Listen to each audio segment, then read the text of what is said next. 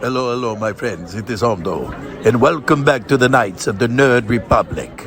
You know what to do, and stay profitable.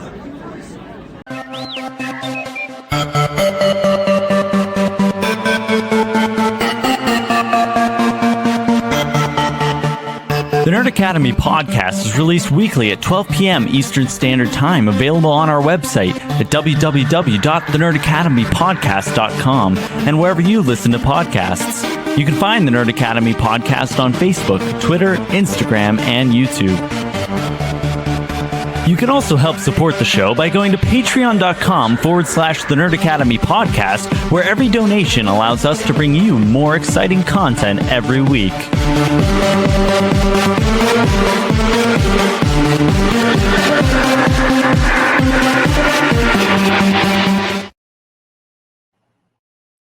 Hello there, and welcome back to Knights of the Nerd Republic, the show where your favorite nerds talk all things from the galaxy far, far away. I am your host, Jared, the Dark Jedi Bachman Stubbs, and that little clip at the beginning of our intro could not be more appropriate than it is this week.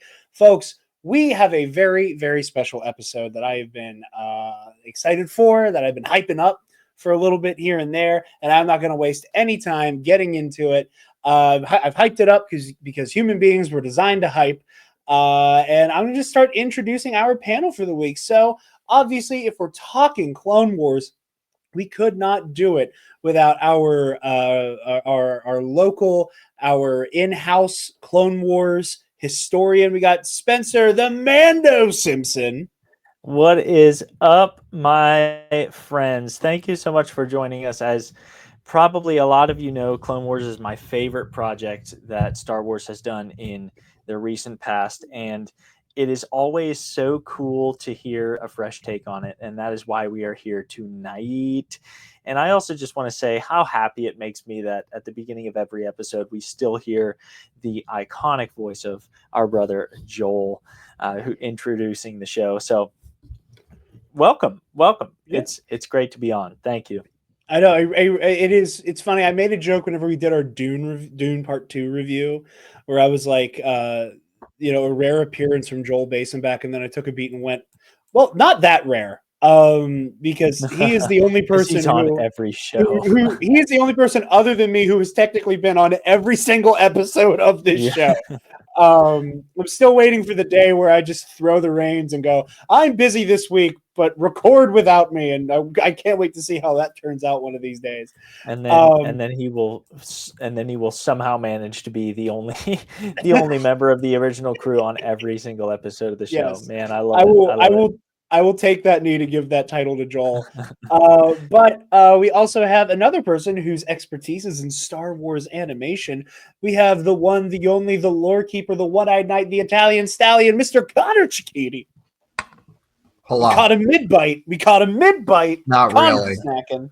Yeah, I'm having broccoli. I need to eat better because health. Hello everyone. It's been a while. It's been a minute. Yeah, it really has been a while since I've been on this show. I'm excited.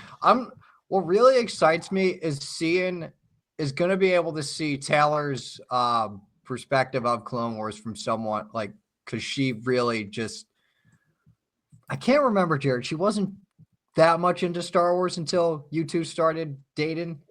Well, no, funny enough, and I'll do a little bit of preamble before she gets here. Taylor and I, when we met, we actually already had matching Star Wars tattoos. And when we bring her in, she'll be able to show that off. So for those of you at home who don't know, I mean, everybody sees like my lightsaber every time I'm on. I have the Jedi symbol on my right bicep. I have the Sith symbol on my left. And then on my right thigh, I'm not going to stand up and knock the table asunder. I have like an American traditional style tattoo of Kylo Ren's helmet.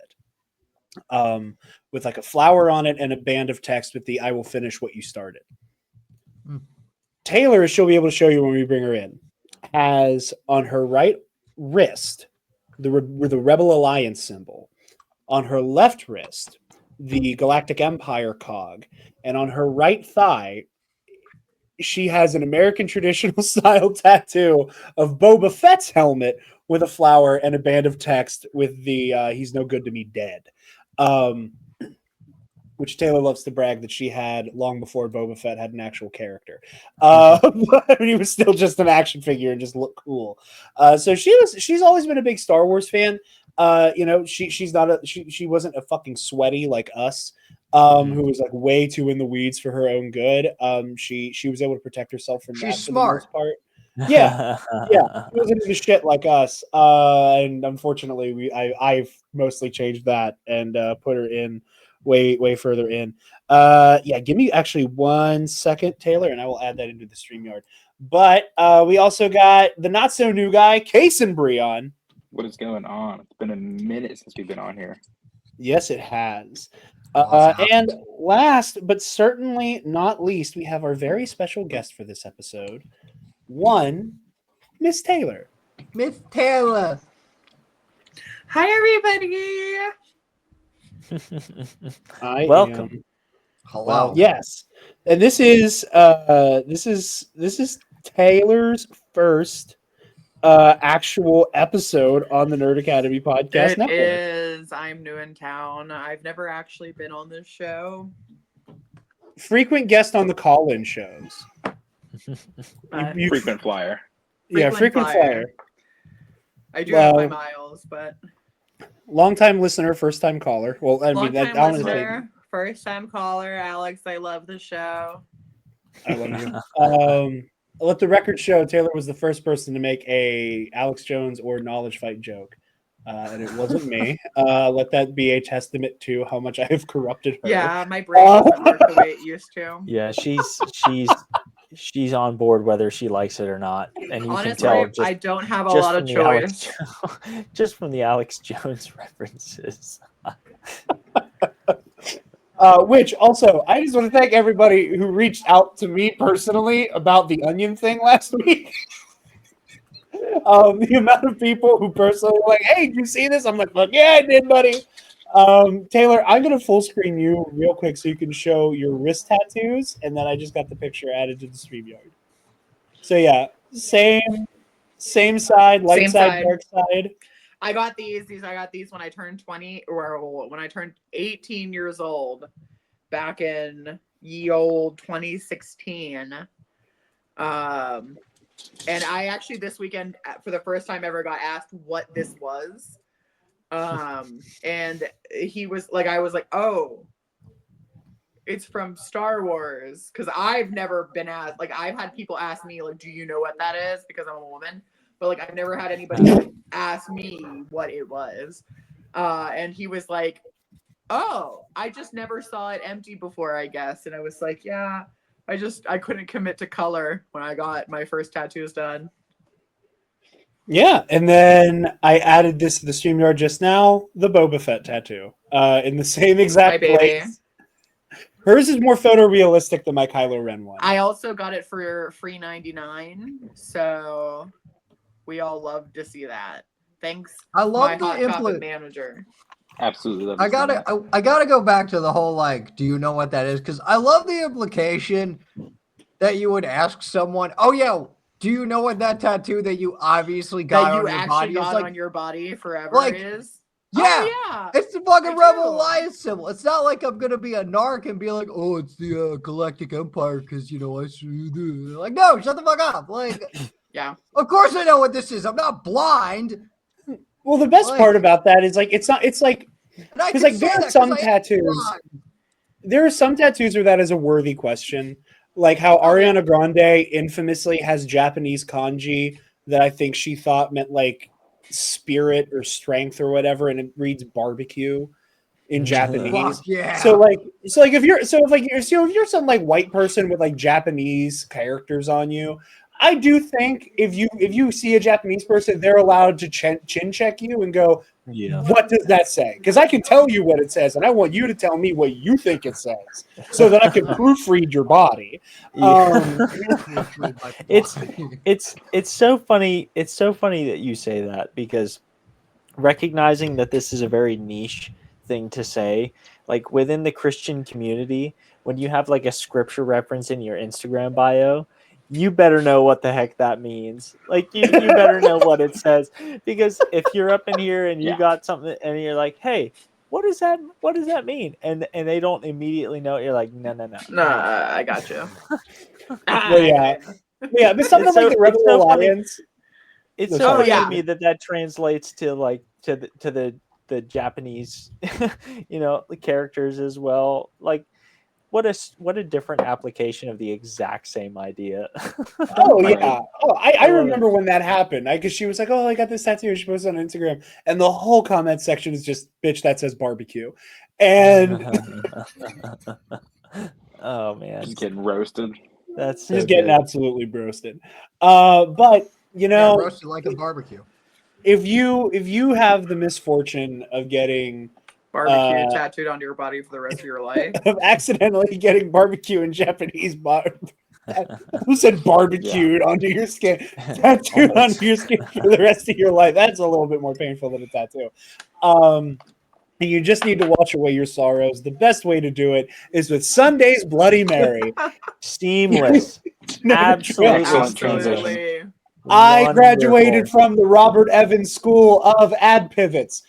You guys know the drill. Sunday's Bloody Mary has the most badass Bloody Mary accoutrement in the galaxy with their 3-time award-winning spicy Caesar mix, as well as their mild and traditional mixes if the spice ain't for you. And if you want to get your freak on and garnish that bad boy, you can order their equally awarded pickled dilly beans, okra, and asparagus, as well as their rim salt if you want to salt that rim and get nasty.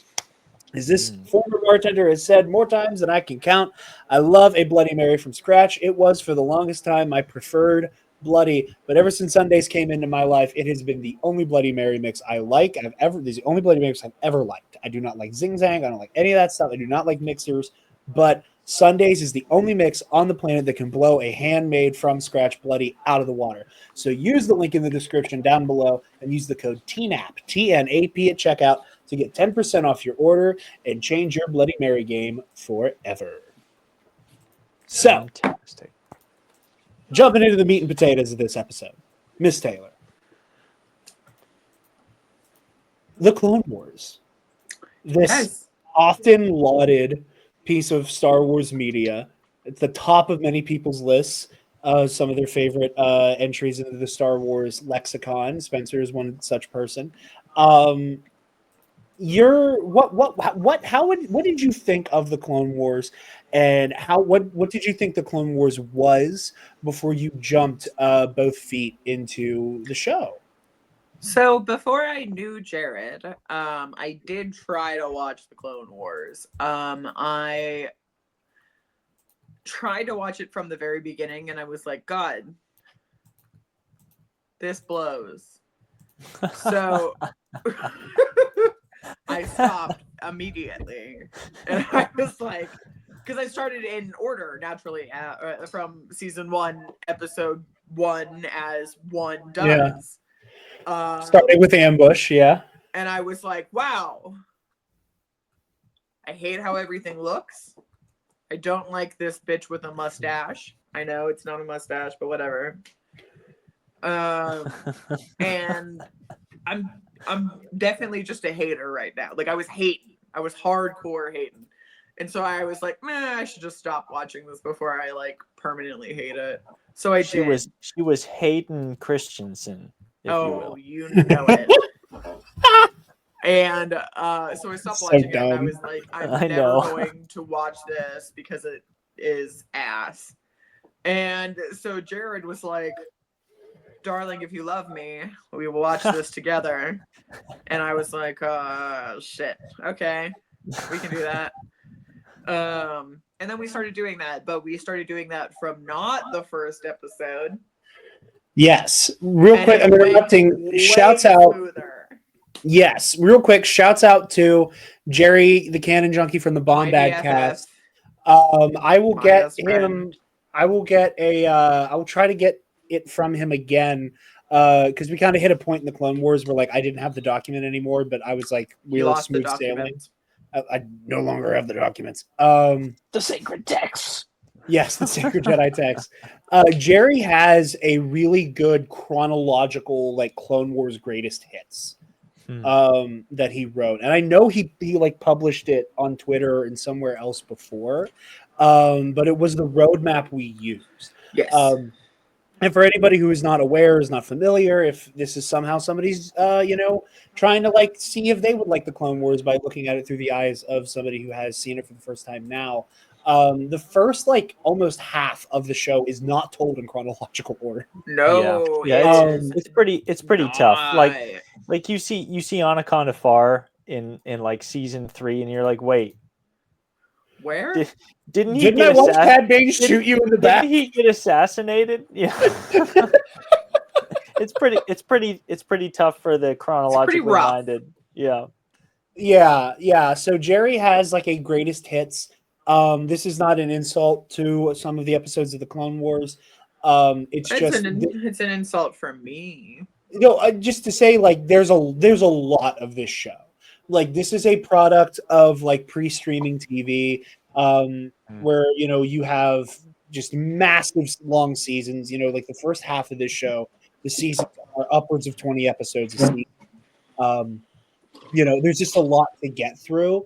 And a lot of the reason why I wanted to start the Clone Wars is because we had the Ahsoka show on the horizon. The animation was playing more and more of a role in the live action stuff that Taylor kept up more closely within the animation. And I was like, I think it's time. Part of it was I really wanted to revisit the Clone Wars. Part of it, cards on the table, was for epic confrontations purposes, as I haven't watched these fucking animated shows in so long. And give everybody a peek behind the curtain. Everybody in Epic Confrontations is really afraid of spinning Clone Wars. Everybody's terrified of that fucking category. So I wanted to make it one of my strengths because it's hard.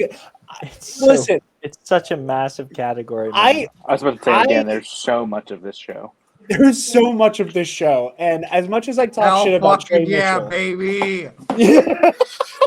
Yeah, the question writer here is the one who's exhilarated by that. But like, as much shit as I talk about Trey in kayfabe about how I beat him twice in one match, it was because Trey spun Clone Wars, and Trey loves this show. One of Trey's favorite Star Wars characters is Ahsoka Tano. He was not treated well by that category, and I give him that grace. But yeah, I was like, let's do it together. So yeah, I'll be sure to check out Jerry's list. And again, there's just so much in there that I really wanted to get through, like the, for lack of a better term, important stuff. Mostly, what we mostly focused on were arcs. It was mostly like watching each of the arcs. There was a lot of like one and done episodes we hopped over. We didn't watch D Squad. That was an executive decision made by me. That was a decision made by me. I know that there are NASCON truthers out there. I know there's one on the screen right over there. What the fuck? Jared, I know that you and I may disagree on like the specifics of a character or of a Clone Wars story arc ranking, but we agree in the fact that D Squad is like in the bottom 5 of all the stories. You and I, Jared, may agree. Others may disagree, but I am totally with you there. That one is 100% skippable. I get people. Again, there are D Squad truthers out there, and I respect you all so much for how much you stand by the whimsy of D Squad. I love me some whimsy, but doggone it, I respect. I get it. I get why people love that arc. I understand. For me personally, I was like, we can either go from the Lawless into Ahsoka being on trial, or we can take a night's-long detour, because we would watch arcs at a time. So I had a decision to make of, are we going to watch The Wrong Jedi, or are we going to take a detour here and watch fucking D Squad? And I made an executive decision. D Squad, yeah, I'm with you. I'm with you on that. Anyway, so if people take great umbrage with that in the comments, I will make Taylor sit down and watch D Squad, and we will do a bonus episode all about D Squad, hosted by Connor Chiquiti. Stream it. That'll be watch along. That will be the live stream watch along. I can do that. trust me, you actually probably really don't want that. I have so many opinions. I've heard. What's great is that I've heard so many of these sprinkled along the way. I'm just waiting for them to come out. Don't worry. So many opinions. There's a incredible plot twist that happened for me as someone who's Jared- predicting what she would like, which some people Jared's have heard gonna already. big ol' L on that one. What else is new? But yeah, any other thoughts on like the preliminary of like Oh, I getting hated into the TCW? animation style. I have always like really hated. I truly like.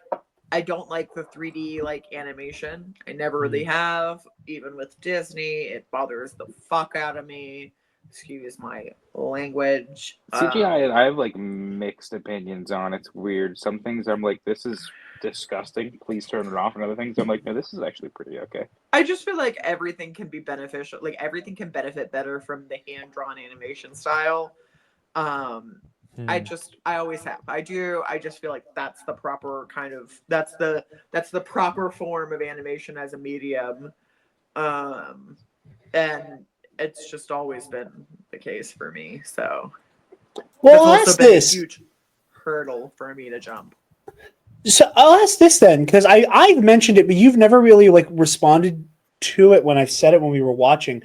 Did like the slowly progressing and like upgrading of the art style like improve your like watching? Because I know 3D in general is the hurdle for you, but like did you come to a point where like you were able to go like, oh, like this looks better? Because like trying to watch a season 1 episode after you've seen season 7 or It's rough. or Bad Batch, like because Bad Batch is the best Star Wars animation has ever looked. Yeah. Yeah.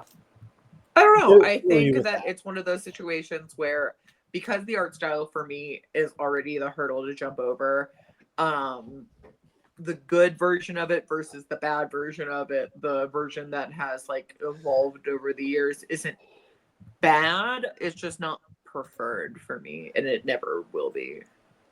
It's fair. Yeah, I can respect that. I respectfully disagree. Jared, knowing me for a long time, knows that I understand the fact that there are some really compelling stories out there in the anime art style, but it is the anime art style that I have a hard time getting past. Yeah. And for me, it's like the 3D animation of Star Wars is pinnacle animation. I mean, and that is a difference of preference. Yeah. That for you makes it difficult to really love and appreciate Clone Wars, whereas me, I'm like, Clone Wars is pinnacle animation, but I can't get past that for what other people would say is pinnacle animation for different anime stories like Death Note and Yeah. One Piece and See, you anime, name it. Like, anime is that also came very up, difficult yeah. for me. Anime is very difficult for me. I it's not like I don't enjoy anime stories. I like My Hero Academia. I used to when I was a kid, Pokemon and Yu-Gi-Oh were my shit, bro. To the point where Yes. my religious grandmother was like, I will get the Yu-Gi-Oh cards because she likes it that much. For 1 year, she did that. But One time you for know, the one time. one time for the one time. Grandma is always supportive.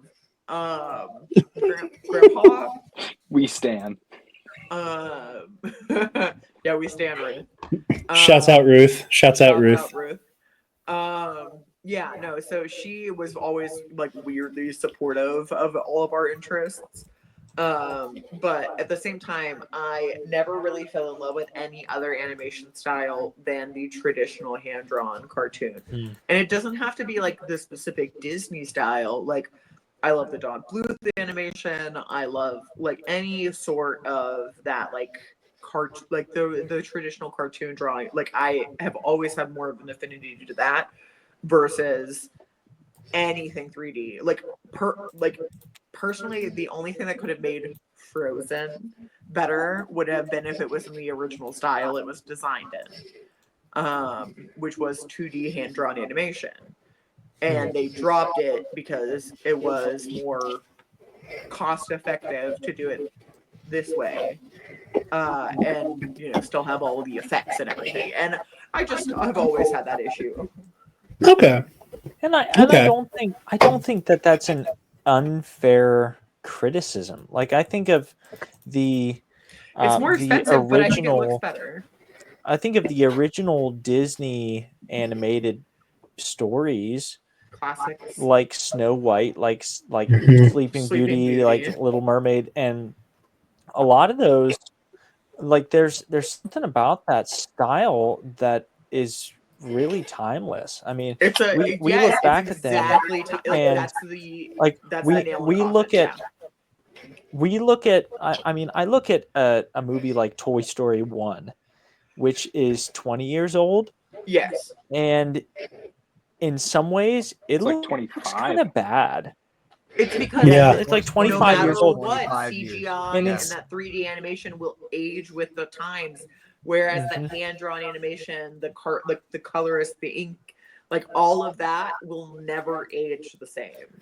Yeah, fun And fact for so everyone: Toy Story yeah, 2, I 25 can years old. respect Damn. that criticism because I think One of the greatest movies ever there's made. a lot of credit to it. It's the same reason why I think that the original Lord of the Rings trilogy is always going to look better than the Yes. Hobbit movies, because the Hobbit Yes. movies spent so much on the CG, whereas the Lord of the Rings movies were It was invested everything was heavily in the practical. practical. Exactly. Practical. It was the hand built sets. It was everything that had to do with making sure that this stood up to the test of time. Mhm. Because no matter how long, like no matter how far in the future you go, if you put on the Little Mermaid or if you put on Sleeping Beauty, you will evoke the exact same reaction you evoked when you were 5, Mhm. because it looks the exact same. Nothing has Yeah. ever changed. Like the only thing that changes the dimensions, because you are bigger, therefore it is smaller. And like that Yeah. is a fundamental thing for the Cinderella movies, is where you can see like the like arches and the towers and the staircase, is that like as you grow it does shrink, but when you look at it as an adult you can see the exaggerated building lines, the exaggerated this, that, the other thing, where it still makes it timeless, where you can still be like, wow, it does look like the way it did when I was a kid. But Mm. like when you watch Frozen, or when you watch the first season of Clone Wars to the last season of Clone Wars, you can tell it has aged. You can tell it has grown, and you can tell it has evolved. But you can date it. You can date it in a way that, yeah, you can still date Snow White. You can still date Sleeping Beauty based on like the way that the credits roll, or like based on the quality of Yeah. the audio. But like with the Clone Wars and with Frozen and with other versions of more modern CG animation, you can date it, and there's hard dates to it. Yeah. Whereas with the hand drawn animation style, it's a lot harder to do that. Like I never actually finished the Tchaikovsky's Tartakovsky, yeah. Clone Wars, but like that hand Mm. drawn element to it does make it more timeless, because 2D it's Clone Wars is a harder. banger. It's harder to pinpoint like, Season 2 of Pro and Noob coming soon. like, oh yeah, this boom, like that, like with Frozen, with the first season of the Clone Wars, you can tell where the movements are slower, where you could tell like, oh well, this software was used on the hair, which made the hair more flow different. Like there are all these very specific things that you can pinpoint, whereas with the 2D animation, everything looks so timeless. And Yeah. that is the hurdle for me getting into anything that is like the 3D animation, that CGI, even into like newer Disney films or newer animated films. Like I've never watched Raya the Last Dragon because it looks like hell to me. Like if it's not something that's like actively garnering my interest, like Frozen had Adina Menzel and Kristen Bell, and I was like, well, yeah, I'm gonna watch it. Yeah, I'm gonna take my 6-year-old cousin to go see this movie, because I definitely don't want to see it. But like, it's one of those things where it's like, well, they had other external factors that made me want to do that. Whereas Clone Wars, when I first started to get into it, when I tried to watch it by myself, looked like hell and was ass. Yeah, the early seasons in the movie, which we're going to jump into here now, Because I didn't watch the movie at first. I watched episode 1, season 1. Yeah. So the way we did it, we watched the first Camino episode, the episode that takes place on Christophsis right before the movie, and then the movie. So jumping in, Taylor, thoughts on the Clone Wars movie? I thought the movie was okay. I don't really like I said, I don't remember a lot anything specific about the movie. I do remember obviously this is kind of the first time we get introduced to Ahsoka. She was fine and all. No, she was not. In love. No, with she her. was not. Let's not even front. Ahsoka in the movie and in the first couple arcs of season 1 was deplorable. I mean, she was just so impossible to tolerate. However, the creative team on Clone Wars course corrected remarkably fast and made her into a truly lovable character. Yes. In a very short amount of time. Yeah, I really could not stand that bitch. I feel like I'm going to be the only one on this panel that says this, but A, I like the movie, and B, I actually think season 1's pretty fucking solid. I like season 1 of TCW a lot. I think it's one of the few things. I think it's because I grew up with it. That's the thing. It's like I don't know. No, we definitely grew. Like I remember watching the season 1 premiere of TCW from the guest bedroom of my grandparents' house. Dude, when my parents were still farming us off for the weekend so they could spend some time away. Like I was watching the Malevolence arc back to back from the spare bedroom while I was also playing Lego Star Wars The Complete Saga on my Nintendo DS. Like, dude, we had it so good, man. I know, right? That was honestly the golden age of Star Wars media.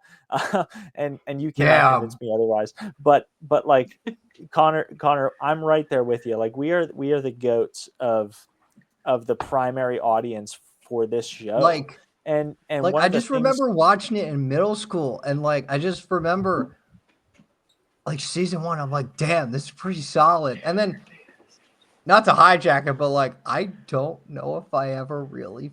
No, wait, did I? I can't remember if I ever finished the show as a kid. I think I kind of remember seeing the last episode of season 5, but I don't remember anything in between. Well, I think it's interesting the whole course correct thing, because I think that's something you and I disagree on heavily, Spencer, is that yes, Ahsoka is grating very early on. Yeah, she was annoying. I think I think that I think that it's one of the situations where I think she's written that way intentionally.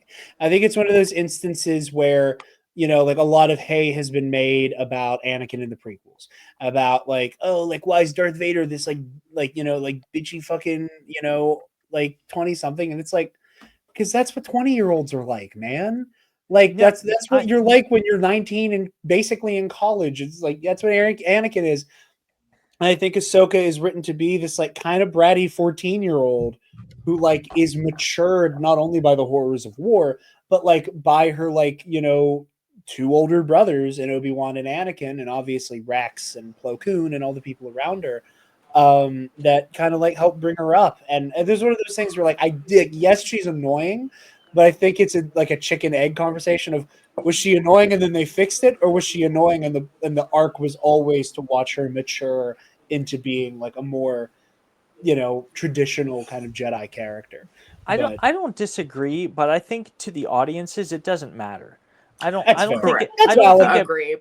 think it matters whether they intended her to be a bratty, horrible, unlikable character for the first movie and for the first half of season 1, and then they intentionally decided to make her a more gradually mature character. For the audience, it doesn't matter. She's unlikable. She's annoying. She is objectively unlikable for the better part of season 1. But whether they did it as a course correct or whether it was an intended course of action for her character, they take her from this, like you said, like this naturally snarky and annoying little 14-year-old girl. She comes by that nickname, honestly. She does. She does. But they make her into a character who displays the same type of unruliness that Anakin and Obi-Wan do in the positive, but they also display like her temperance and her measuredness from like the Plo Koon side of her upbringing. Like she is a product of many influences, as is everybody in the Order, but her closest influences are a balance of the measuredness of Plo Koon, the impulsiveness of Anakin, and the wisdom of Obi-Wan. And it takes a while for those three things to converge. So like for the audience, it doesn't matter, but it very well could have been an intentional decision from the get-go. But I mean, she's just intolerable for a short time. Absolutely intolerable. But I love her. Hard agree. But I love her. Anyway, absolutely. I want to hear more. I'm going to be quiet for a while because I want to hear more about the fresh takes from Taylor. Absolutely. Well, we're gonna. So I kind of want to hit here. So you get the movie. You know, obviously we get the Malevolence arc. What is that again? That was the giant separatist ship with the ion cannon in it, where we first meet Plo Koon in the show. Special beam cannon. Yeah, where they're like, it was your first exposure to how serious I was about how inconsistent the separatists are written in this show. Oh yeah, they're committing out in the open heinous fucking war crimes, like the monkey people. I mean, that's the show. We're getting the monkey people. We get the monkey people, and we get General Grievous firing a disabling ion cannon at hospitals. Okay. Mm-hmm. And I mean, yeah. I mean, I was gonna make a joke, but I'm not gonna do it on the channel. That's valid, thank you. But yeah, so that was hospitals. But speaking of Grievous, this is the beginning of what was a very surprising love affair. Taylor, would you like to talk about your new favorite Star Wars character, General fucking Grievous? So everybody knows that I love Boba Fett. Everybody knows that I loved Boba Fett way back in ye old 2017 when I got my tattoo of Boba Fett. Well before there was a television show for Boba Fett. Before. Oh please! Yeah. Please! Like you say that as if fans of Star Wars didn't love Boba Fett before he even had a freaking name. Like they loved Boba Fett before he even like. That's what I would like to emphasize. I would like to emphasize. Taylor is part of the OG class of Boba Fett fans. He showed up and everyone was like, "He's got a freaking jetpack, dude." I was like, dude. The greatest thing about this guy is he fucking rocks. He does. He's got that dog in him. He literally rocks. Like when people would be like, "What's your favorite Star Wars character?" I'd be like, "Cut that dog." He fucking rocks. Like that's it. And they'd be like, "Well, what about literally anybody else?" And I'm like, "Yeah, but they don't rock. Like they don't just slap. Like they don't just do their shit. They all have to be complicated and they have to have morals and they have to have bullshit. This guy fucking just rocks, okay? He would be what I would be if I was in Star Wars. Taylor said, fuck pathos, Mandalorian armor cool. I was like, bird towns get money, okay? So, like, nothing like, I was like, this guy fucking rocks. And Fit's too bad, fit too clean. And he looked dope, okay? Everybody else had more, like, everybody else fucking gave a shit about things. Whatever. Cool. That guy just rocked. And so then I was like, oh, is that guy a Sebulba? With Grievous. Apropos of fucking nothing. Because he Taylor one like night asks Sebulba. if Grievous is a Sebulba. Not if he is Sebulba. And this has been a point of contention where I ask her, are you saying that General Grievous is the notorious pod racer Sebulba, or are you saying, in a kind of space racist way, that General Grievous is a Sebulba, meaning a Doug in a terrifying battle mech? She has never cleared that up for me, what she means by Is it a Sebulba? So Jared was like, no. And I was like, but he looks like Sebulba. He looks like a Sebulba. But like if Sebulba had all the working arms and shit. And then he proceeded to just be bad as hell. And so like, what was I gonna do? Have a favorite character who just fucks shit up? Like burn towns, get money, literally kills people for a living, and then look at another character who is bad as fuck, who burns towns, get money, and like, what was I gonna do? Be like, oh, this isn't specifically made for me? It's just so funny to me that This might answer a question I had. That's now that I hilarious. think about it. And so General Grievous, aka Sebulba with a Y, is yes, my because Taylor favorite notoriously character. refuses to spell Sebulba correctly, by the way. Yeah, it's SYBULBA. Nope. We had Cybulba. this discussion. Sebulba.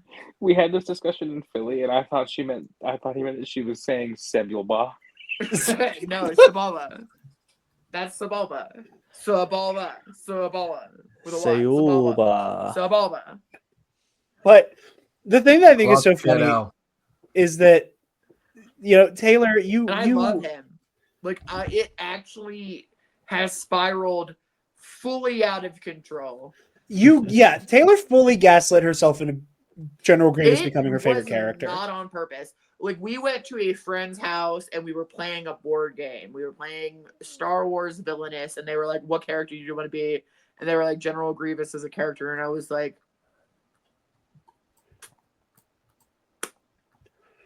yeah, like, and it was friend of the show, patron, Angie Poole. You know, we were over at her and her wife's house, and they're like, oh, let's play Disney Villains. It's the Star Wars version of Disney Villains. It's cool. I picked Kylo Ren. Angie picked Darth Vader. Angie's wife, Sammy, her favorite character is Asajj Ventress. So she picked Ventress. We'll come back to the Night Sisters because that was a funny moment. and I was like, I don't know who I should be. And then she saw that the last two were Moff Gideon and General Grievous, and she damn near flipped the table. Like, I want to play as General Grievous. Oh, I suppose I should. No, I suppose I So, should play as General okay, Grievous. so let me ask you this then, Taylor. And I said, I'm gonna kill that kid immediately because Ahsoka came up, and I was like, I'm gonna fucking kill that kid. I'm gonna kill that kid, and I'm gonna take her lightsabers. Because that's my goal in this game, was to take lightsabers, and I was like, I'm gonna kill that kid. Like, immediately. Well, if that's no your holds goal in barred, life, I'm no gonna kill wonder that you guy. like Anakin Grievous so much. Skywalker, circa 19 BBY. I'm gonna kill that kid. And then Kit Fisto came up, and I'm like, I'm gonna kill that guy. Like, Yeah, but like Anakin Skywalker circa 19 BBY, his goal is to kill Jedi just to kill Jedi. I'm gonna kill His that goal kid. isn't to kill Jedi so that he can add their lightsabers to his my collection. Like, collection. Well, that no, is- I know. that is a but uniquely General Spencer, Grievous. Spencer, And like, honestly, Spencer, Jared literally was I like, got one it. time he was like, I "Oh, know well, you do, what would Connor. you do? Like, isn't this super wrong?" And I was like, I Right. couldn't say that if I was in Star Wars and I killed a Jedi, I wouldn't take their shit. Which Okay? then got us onto the conversation where I'm like, okay, let's flash back to Lair of Grievous, where Taylor's like, he's just so cool. And I'm like, honey, He's dope. in his house, in Grievous's house, he has a drawer of Padawan braids. Not I for me. One of forget the about single that. most deeply fucked up things I've ever seen in Star Wars is a drawer of Padawan braids. And Taylor's like, Burntown's getting money, bitch. And it's full. Forgot He about wasn't that, supposed Jared. to say that. Wow. Fuck them kids. I literally did say fuck them. Damn. Towns get money. And I was like, honestly, it wouldn't be something I would do, but like, I don't know about that. I wouldn't kill the kid It and is- take their brains. I don't. It I is I kill the deeply kids? problematic. Deeply It is. problematic. I don't know about that I one, just want Taylor. to take the receipts. That Anyway, may be wrong. anyway, Let's just remember that the Grand Army of the Republic made hay over Chopper collecting droid fingers. Meanwhile, Grievous is just chilling at his crib with a drawer of kids' hair. That's Of the because kids he murdered the personally. Grand Army of the Republic holds themselves to a moral standard, man. Yeah. They He doesn't. draw the line early so they don't have to deal Grievous doesn't. with the children killing trophy takers. Well, speaking of the questionable morals of the Separatist Alliance, Taylor, listening to the show and hearing me talk about Star Wars with people, has often heard me talk about how, as much as I love this show, I find it deeply frustrating that there are episodes like where we meet Nina and Lux Bonteri, where we see that the Separatist Alliance, that there are members of that parliament that have legitimate grievance with the Galactic Republic. That are like, this is a basically an oligarchy. This is not a republic. The focus of the republic is so deeply entrenched on the core worlds that we have planets like Tatooine, which, even though it's not a flourishing economy or anything, it is still an important point of trade and traversal in the galaxy. And a industry of chattel fucking slavery is alive and well on Tatooine, and nobody cares about it. Like, there is legitimate grievance raised with the Separatist Alliance. However, Grievous. 99% of the exposure we get to them is the example I gave that Taylor thought was me making a joke for the Yeah, longest I thought time. this was a funny little gag. That when I would talk about how the Separatists have legitimate grievances, but also sometimes just for fun and to test out a weapon that they already know works, will carpet bomb a village of peaceful, adorable monkey people for the lulz, and how Mandarin cartoonishly art, fucking baby. violent. I love Jedi Lulz. Crash. I love Jedi Dude, Crash. Sam, that shit. Banger. You know what? I'm not. Man, it's You all know why I'm going to talk about it, and I'm not going to mention it for so. Yes, we Maddie M. But Taylor, whenever you come back to us from the land of being muted and not having your camera on, welcome back. The Separatist Alliance. So we talked about Grievous. We talked about Grievous. Grievous a good bit. Your favorite character. My fave. The love of my life, Sebulba. How do you feel about a lot of the antagonists in this show? We'll save Savage because that's the very funny point of contention. That's the That's my coup de grace. baby. That is the coup de grace of me not knowing what to expect from you with this show. That's Me the just coup kind de of grace throwing of up my Jared hands. not knowing his girlfriend. But how did you feel about? We'll Pause. get there. We'll get there. Savage X Fenty will get here. Anyway. But what were your feelings on like the ethos and the pathos of the Separatist Alliance? Yes. Well, so obviously, they were pretty inconsistent. Now, there are things that they were not wrong about, like maybe the Senate has too much control. Like little things, maybe they're not totally wrong about some things. But also, do we have to carpet bomb the monkey people? They're not wrong, but then Probably they commit not. war. Probably not. Okay, they were a peaceful group of monkey Also, people. I hear an echo. I think it's Taylor bleeding into me because she's like only a couple feet away in the other room, but it's okay. He's in that door there. Okay. And so, better decisions could have been made, but also could be worse. So that brings. So I want to pause it because you and I had a really interesting conversation, and it was the first time because like it is not a secret that like I fucking ride for Count Dooku. Yeah, he's definitely a Count Dooku rider. One of my all-time favorite characters. It is one of my favorite moments on air that I've ever had. It was on the Versus series years ago. We did Count Dooku versus Luke Skywalker, where I think I made Spencer pee his pants a little. Oh my gosh. He is he is He is not a snitch. He is not. He got his head cut the heck off. He. Oh my gosh! I still watch that sometimes and I laugh. He is a real one. He is. Count Dooku's one of the realest of all time. And you and I had a really interesting conversation about Count Dooku's motivations that I've literally not even thought anything about. Yes. Because we started talking about how Dooku might be one of the most cartoonishly evil people in this show. Yes, and Yeah. it's a yes, and I think because that's kind of where we got with the discussion that we had. Yeah. Where it was yeah, he's cartoonishly evil, but that's also because he kind of gave up on humanity a little bit. Because there has to come a point where when he's I really didn't sign up for all of this, but now we're here and there's really nothing I can do about it. I can't stop it, I can't prevent it, and I don't want it to happen, even though I am part of it all. Even though I'm directly contributing, I think it's hard.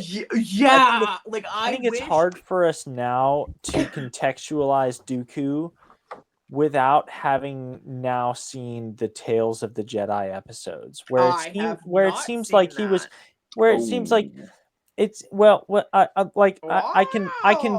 can continue on with this thought without spoiling it for you.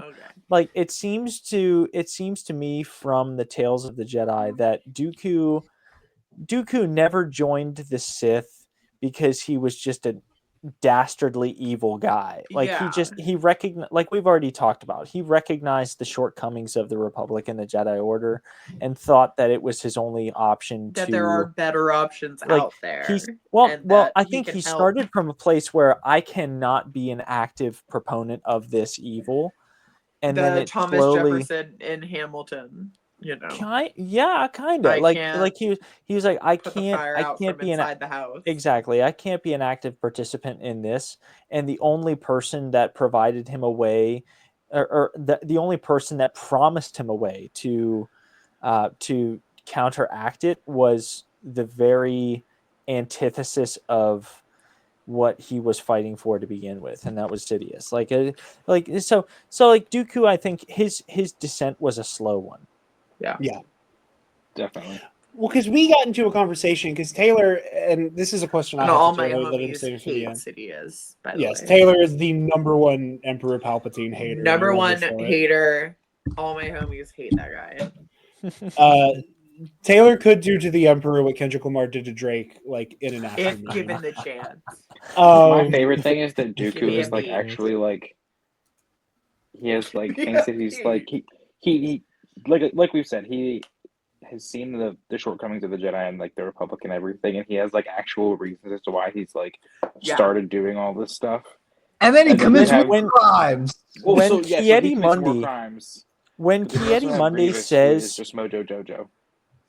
When Kieti Mundi says in Attack of the Clones that Dooku is a political idealist, he could not be more correct. Yeah. That is the most apt description. And it's because the first one that we get of him. And he wants to eat it too. He wants everything. He wants. He's like, oh, he's a political idealist, but not a murderer. Oh, cut to 2 years later. What the fuck happens? We see Dooku murdering people. But he wants all the benefits from it. Damn! But again, Kiati Mundi wrong about something again. More at 11. Wow. More at 11. I will not allow this on my show. I will not allow this Kieti Mundi slander. But I don't care. I stand by it. Fuck him. He's a dickhead. Literally. Well, I have to. I'm sorry. I'm sorry.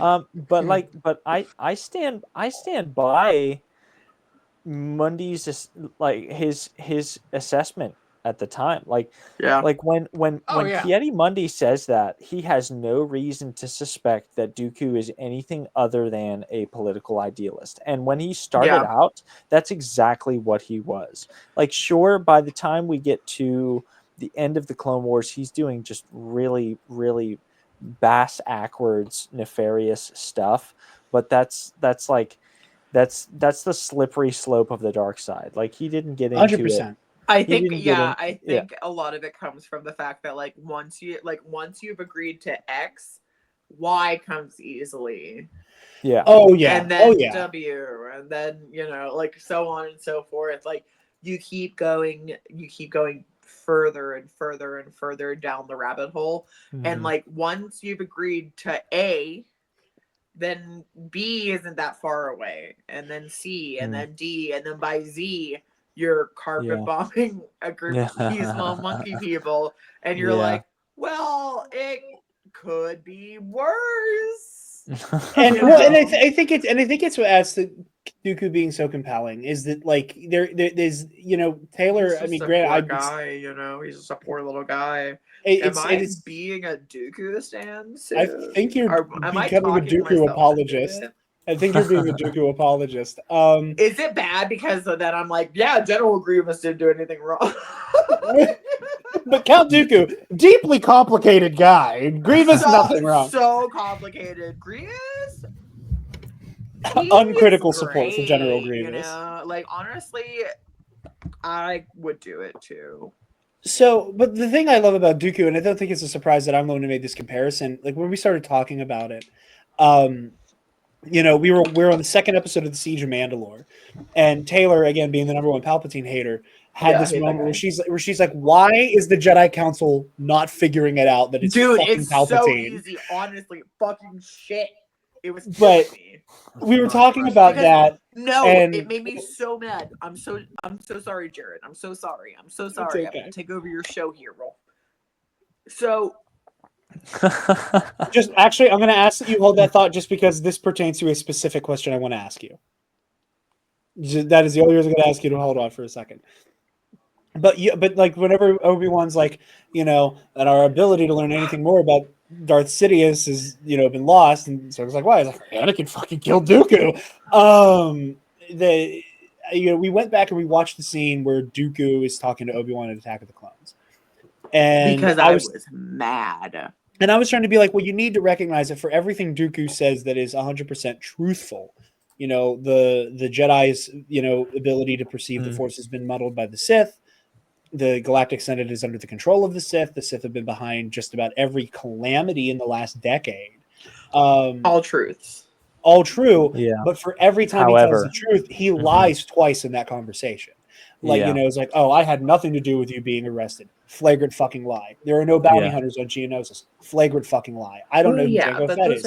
Flagrant lie. I could put together if I was Obi-Wan. But like, so I was like, he's being deceitful. But there was a moment where you and I both went, damn, where you and I both were like, I think he believes what he's saying when he plays the Qui-Gon card. Because I think for the longest time, I saw that as a very cynical ploy by Count Dooku. No, absolutely not. You can see rewatching it. That exactly like the face he makes where he's like, I really wish you were here. And you were the one, Taylor, who pointed out that you were like, I think on some level, I think Dooku's like, I know Qui-Gon would pull me back from the brink. He's the only person who could pull me back from too far gone. There is a certain level of like brevity that you get with like knowing like the close, like being close with people like who pass away in an untimely fashion gives you a different perspective because you think about it. You're like, personally, my parents both passed away before their time, and you get into a situation and you're like, wow, if this person were here, they actually would have the answer, not in like a wishful thinking way, but in a way that you're like,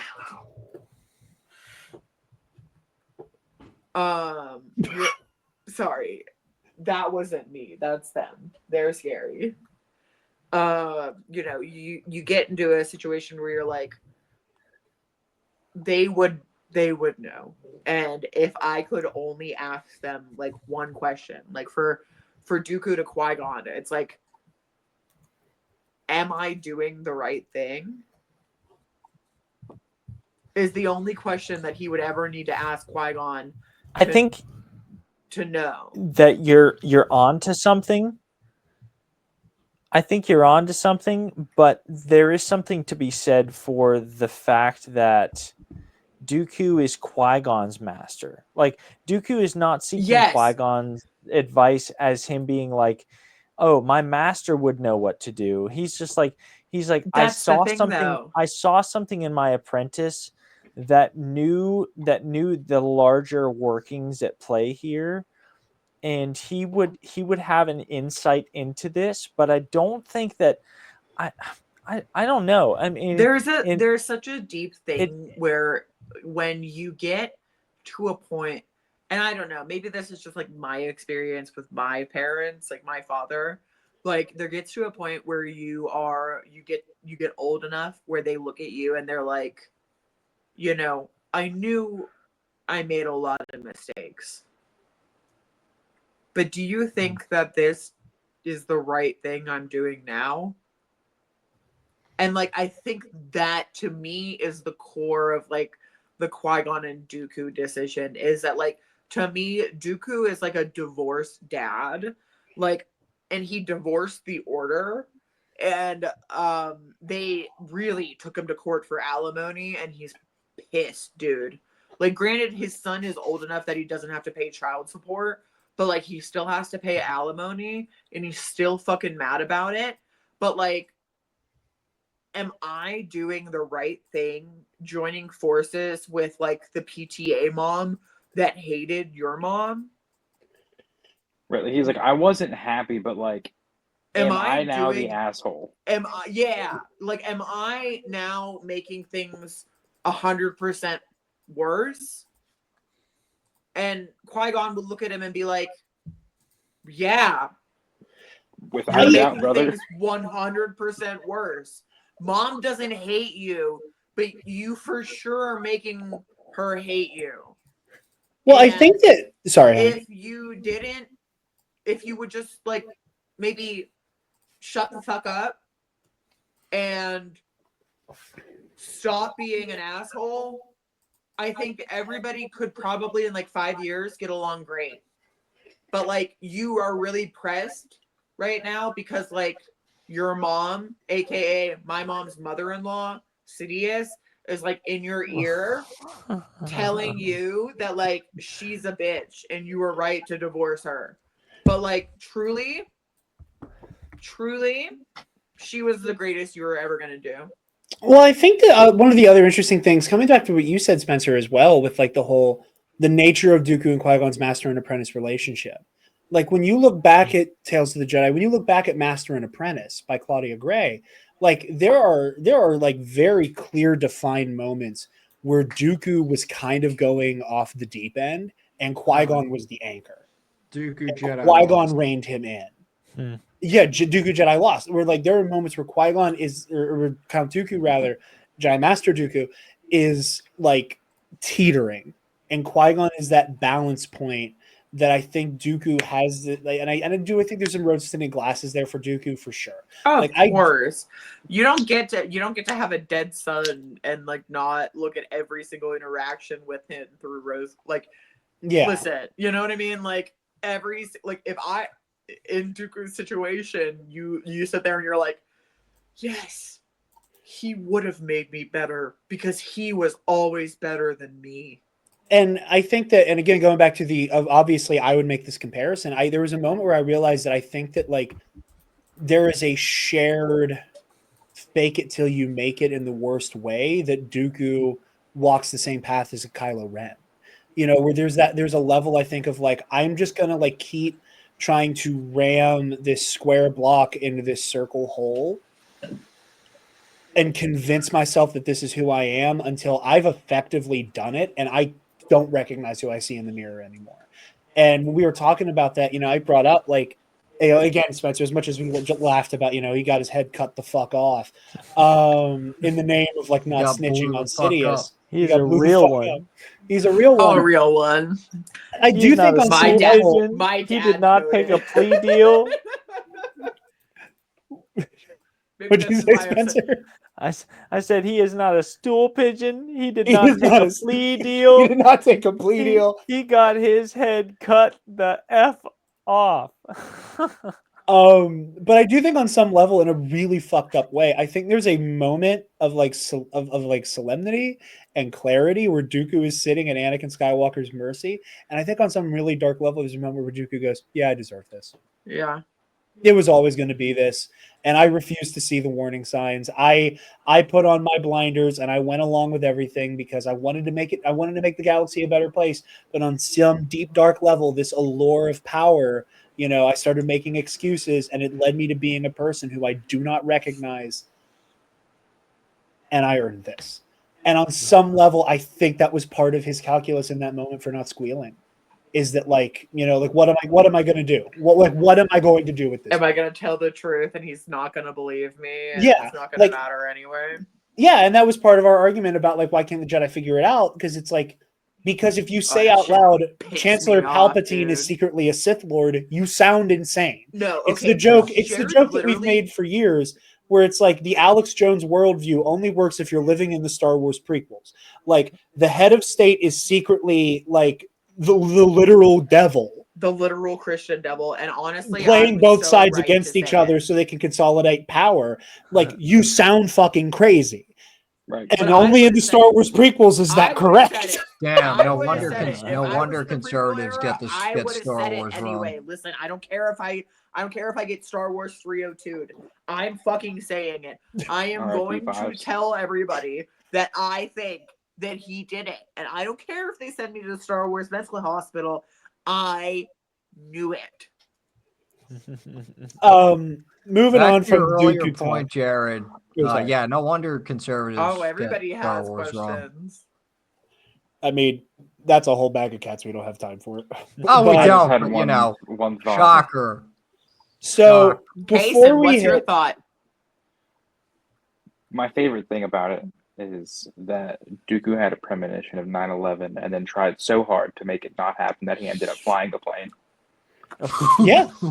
I mean, like Alex Jones said in that infamous clip, he compares Dooku to Bin Laden, which I will never, ever let go. He's the Osama Bin Laden figure, Count Dooku. And Count Dooku.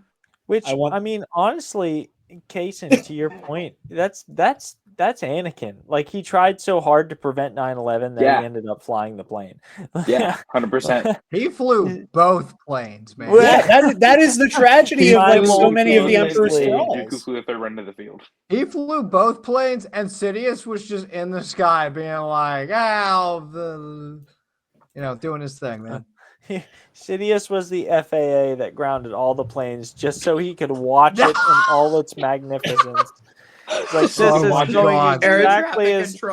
is going exactly according to plan. Taylor, I have a question for you. Excluding General Grievous, of course. Okay. Because here's the thing. I didn't know. I completely forgot about your affair with General Grievous. My love affair? Yes. Yes. It is so truly. I had this question. And unbelievable to the point where actually, unfortunately, I think I do have to get a tattoo of him. Oh, God, please don't. It's really rough for Taylor, but it's fine. So originally one of my questions was, which character spoke to you the most in the show and why? And, let's edit that. So aside from General Grievous scratching your id in a very specific way, aside from General Grievous, which character, no matter how minor, did you end up did speak to you? Speak to me? Yes. I don't know the answer to this question. Anyway, Jared unfortunately does know the answer to this question. It is Savage. Oh, I thought you were going to say Fives. No, it really won't is even Savage. pronounce it Do you right. know why? Because it's not the right pronunciation. Taylor. Okay, so we're going to do the Night Sister stuff. No, if we're going to do the Night Sister stuff, no, I want to. It's not the Night Sister stuff. Okay. Because he asked a very specific question. What character do I relate the most with? Savage. Well, no, just like which character spoke to you the most? Speaks to me. He speaks to me. He speaks to me on a personal level because he does everything to protect his family. But it doesn't matter at the end of the day. Damn. Because nobody else gives a shit. and also that he just doesn't stop, man. He loves his family, he loves his brothers, and you know what? I gotta respect it, you know. I gotta respect the hustle. I gotta respect him, and I understand that everybody likes to laugh at him. Everybody likes to laugh at Savage, but you know, he brings a lot to the table. I'd And you invite know him to something? Thanksgiving. You know something, Taylor? When Jared told me that your favorite track from Mr. Morale and the Big Steppers was "We Cry Together," It is. I knew there was something wrong with you. Desperately, actually. And when Nana asked me if I needed therapy. when he told me that your favorite character in the Clone Wars was Savage, I was like, oh man, it strikes again. Like Lightning does strike twice. There's just something that's not right with her. But you know something. But you know doesn't something. work the way normal people's do. But you know something. Like Savage is a sympathetic character. He's kind of a knucklehead in some ways, but it's not his fault. Like when we first meet him, he's a smart guy. Like he knows what's going on. When Asajj arrives, trying to protect Farrell. When Asajj arrives, what does he say? He says, "Don't draw attention to yourself. Stay low. Stay out of the way." And it's only after like the magic power gets a hold of him. She injects him with space PCP and forces him to kill his brother. He's on a roid rage, man. Savage that's salt. Is Dathomir just Florida? I fully made Jared skip that scene. I could not watch it. So can I tell the Night Sister story? Story? Okay, yeah, let's hear it. I just love Savage. He just, that's my baby, okay? He's my little boy. He's my baby. I just love him. I just think that he deserved better and that everything that was done to him was wrong, okay? Now Jared can go ahead.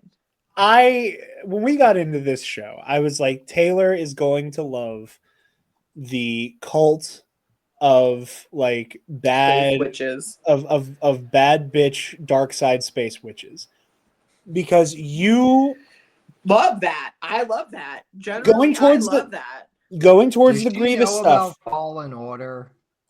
And she knows that there is a Night Sister in it. That's about it. Okay. Yes, yeah. She knows that Marin exists. I saw him play it, and like I was like, she's fine. No. Yeah. No, I mean Survivor. Like she's just fine. Oh, yeah. That's gonna change, Taylor. And again, I was like, okay, like, because again, you gravitate towards like like when it comes to like fun villains, you like neutral Burn towns evil. Get money. You like neutral evil. You like a Grievous, a Boba Fett. Burn stuff towns like that. Get money. Yeah. So I was like, okay, I think she's gonna like the Night Sisters a lot, because they're just kind of doing their thing on Dathomir. They don't quite fuck with the Sith. Mother Talzin has like subverted and kind of pulled the rug out from under Sidious a couple times. So like, and I love that. She's gonna like the angle where you're like, you don't fuck with Sidious. They're messing with Sidious, whatever. So I was like, oh, I think you're really gonna like them. I think you're really gonna like their vibe. And we get to the Night Sister arc. And Taylor is getting angry, and Taylor has heard the unending time too, and I'm like mad. Like it's like 9 a.m. because we watch Clone Wars early. And Taylor has heard all of the unmitigated, unending shit talk about Savage Opress that has come from Spencer and I. Like she has been around us for long enough. Savage Opress, Stan, you supporter, we're cut from the same cloth. Baby. Yes, the person who's always in the Bombad cast chat who's like #1 Savage Opress. Yeah. Like, but she's heard nothing but us shit on him. Yeah, and so she hears us shit on Savage all the time, and she hears, and I'm telling her, you're gonna love the Night Sisters, and we get to that arc, like, and she's watching Savage get put through the ringer, namely by Ventress and Mother Talzin, and she's like, she's just like, this is cruel. This is This is fucked up. This is wrong. evil. This is vile. Like, and she's like, why do you hate this guy? It She's takes like, a lot for me to get to this point too, because like again, burn towns get money. So like a lot of things don't I have no bother idea what me. that means. I love how it It always means- comes back to that burn town. No, it's a D20. It's a dimension 20 thing, but it also just literally means like being evil for the sake of just like fuck it, like we ball, fuck it, we ball. Like burn towns get money. Some Fuck men it. just want to watch the world Case burn. is fucking dying, dude. I love it. Some men Fuck it, we just ball, want to the ones watch are the great. world burn. It's literally like, listen, I'm gonna come in here, I'm gonna take what I want, I'm gonna do my shit, and if you don't like it, fuck you. Like, you know, you get to that point, like especially in Star Wars and different adventures where, like, again, D20, like where you have these like low risk, like everything's low stakes. So like, fuck it, let me just burn the tavern down and you know, whatever. But like, I'm watching this like group of men be put through literally Survivor on crack, and like it's so bad, and everybody He's is just not wrong. no, I'm not, because it's horrible. It's like I'm gonna choose my one champion, and the rest of you will die. Die. a And horrible so fucking I'm death. making A horrible waffles. death. Okay, I'm making waffles and bacon and having my best time. And on the screen that I'm watching is just the most tragic thing I've ever seen in my life. Okay, because again, Savage is just like, Farrell, listen, all we have to do is just not die and we can go home. Okay? And she's like, And oh, I'm he's supposed to protect his brother. distraught. And there comes a point where she's like, pause the fucking This is episode. bad. And I'm mad. I'm actually fucking mad. And I started yelling at Jaren. Because So- we and don't again- get in fights. We don't get in fights like normal couples. Like, he makes me watch Well, this show. Also, Clone Wars fights are not normal couple fights. I just want to put that out there. Okay, but like Jared loves to pride ourselves on the fact that like our only screaming fight we've ever got into was the fact that I think Kylo Ren would have gotten the death penalty in Star Wars if he did not die. And Jared's like, no, he should be able to like atone for his sins. And I'm like, no, I would behead him in front of everybody. And like, anyway, so I'm like watching this couple fucking squirrels, you know. horror show the funny detail is that argument happened in our in a car Walmart in a parking Walmart lot. parking lot. We are screaming at It each was other about Ben 45 Solo. minutes. 45 Yeah. minutes. So I'm watching this show as I'm like cooking our beautiful breakfast. We're all having our, you know, great time. And I'm watching this character that Jared is telling me that I'm going to like torture this family. This brother, this pair of brothers who like against all odds are staying together. And like then neither of them die, but she still picks the bigger one and she's like, you are my champion. Here's some space witch PCP. Okay? And we're gonna inject Some you roids. with this. We're gonna And inject you with some crack. roids. Literal extreme roids. Like this is You're gonna crack in be the on 80s, angel okay? dust. This is bath Space perk. Bath salts in 2009. All right, I'm eating your face off in Florida. This is a kid show, Okay. remember. This is a kid show. This is a children's show. This is a kid's I'm- show. We're turning Savage Press into I'm Kurt using- Angle. I'm using air quotes very intentionally because I Yeah, for the audio listeners, Spencer is air quoting the shit out of the phrase "kids show." I'm eating your face in Florida.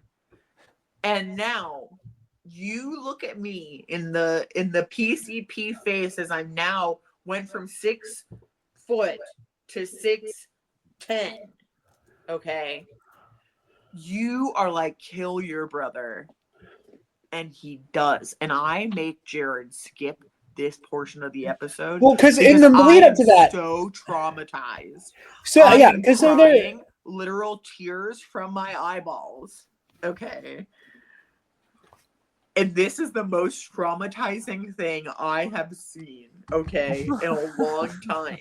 Because Alright. again, we get up to like they do the ritual and like now Savage is like ripped and shit and he has the And armor he or whatever. didn't warn me And- for shit. No, I didn't because I He didn't think let me you go fucking into cared this. about Farrell. I didn't think you give a shit about Farrell. He- Again, it's all Burntown's getting money. Boba Fett's cool. General Grievous is cool. Like Darth fucking Vader has to tell Boba Fett to calm the fuck down with his violence. General Grievous has a drawer of Padawan braids. At no point did it cross my mind that Farrell would be some tragic fucking figure in Star Wars for you. That when they're like, your final trial, kill Farrell, and Farrell comes in and Taylor's like, pause the show. Why the fuck are you making me watch this, you sick son of a bitch? This I is was so fucked up. screaming. She's yelling at me. She's like, I can't believe how much you hate this character. Like, Screaming. and you never said it, but the clear God. subtext of what you were saying was you carry so much water for Count Dooku, Darth Vader, and Oh, Kylo yeah, Ren, I was but being this such guy a you draw the bitch. fucking line at. I was This like, guy is the one that you have fuck zero you. sympathy for, and it's like, and Fuck she your opinion. and you were And you sent mother- a man to Mandalorian hell. yeah, You she was said angrier that? at me. Oh, I was. She was angrier at me over Savage more than me, like more than my microaggression at fucking Drock, Wraith, and Ionized Bastards. Like, This is incredible. like took away I would've- a man's right to go to heaven was a 7. Like why do you hate Savage and think I would like the Night Sisters? Her level of offense for that was like a fucking 11. Like she was screaming at me, I and was like mad. she I made me was skip the really This is scene. mad. incredible. I She made me I skip the never scene. would have I've expected never this. watched. I have yet to this day to watch Savage Opress kill his brother because it was so traumatizing. Never would have to me. expected that. Yeah, ever. she's like, because she's like, does he do it? Does he do it? Does he Yeah, kill I was, Farrell? like, Does he crying. kill Farrell? And I'm like, yeah, he picks him up and he strangles him. And she's like, stop the fucking scene.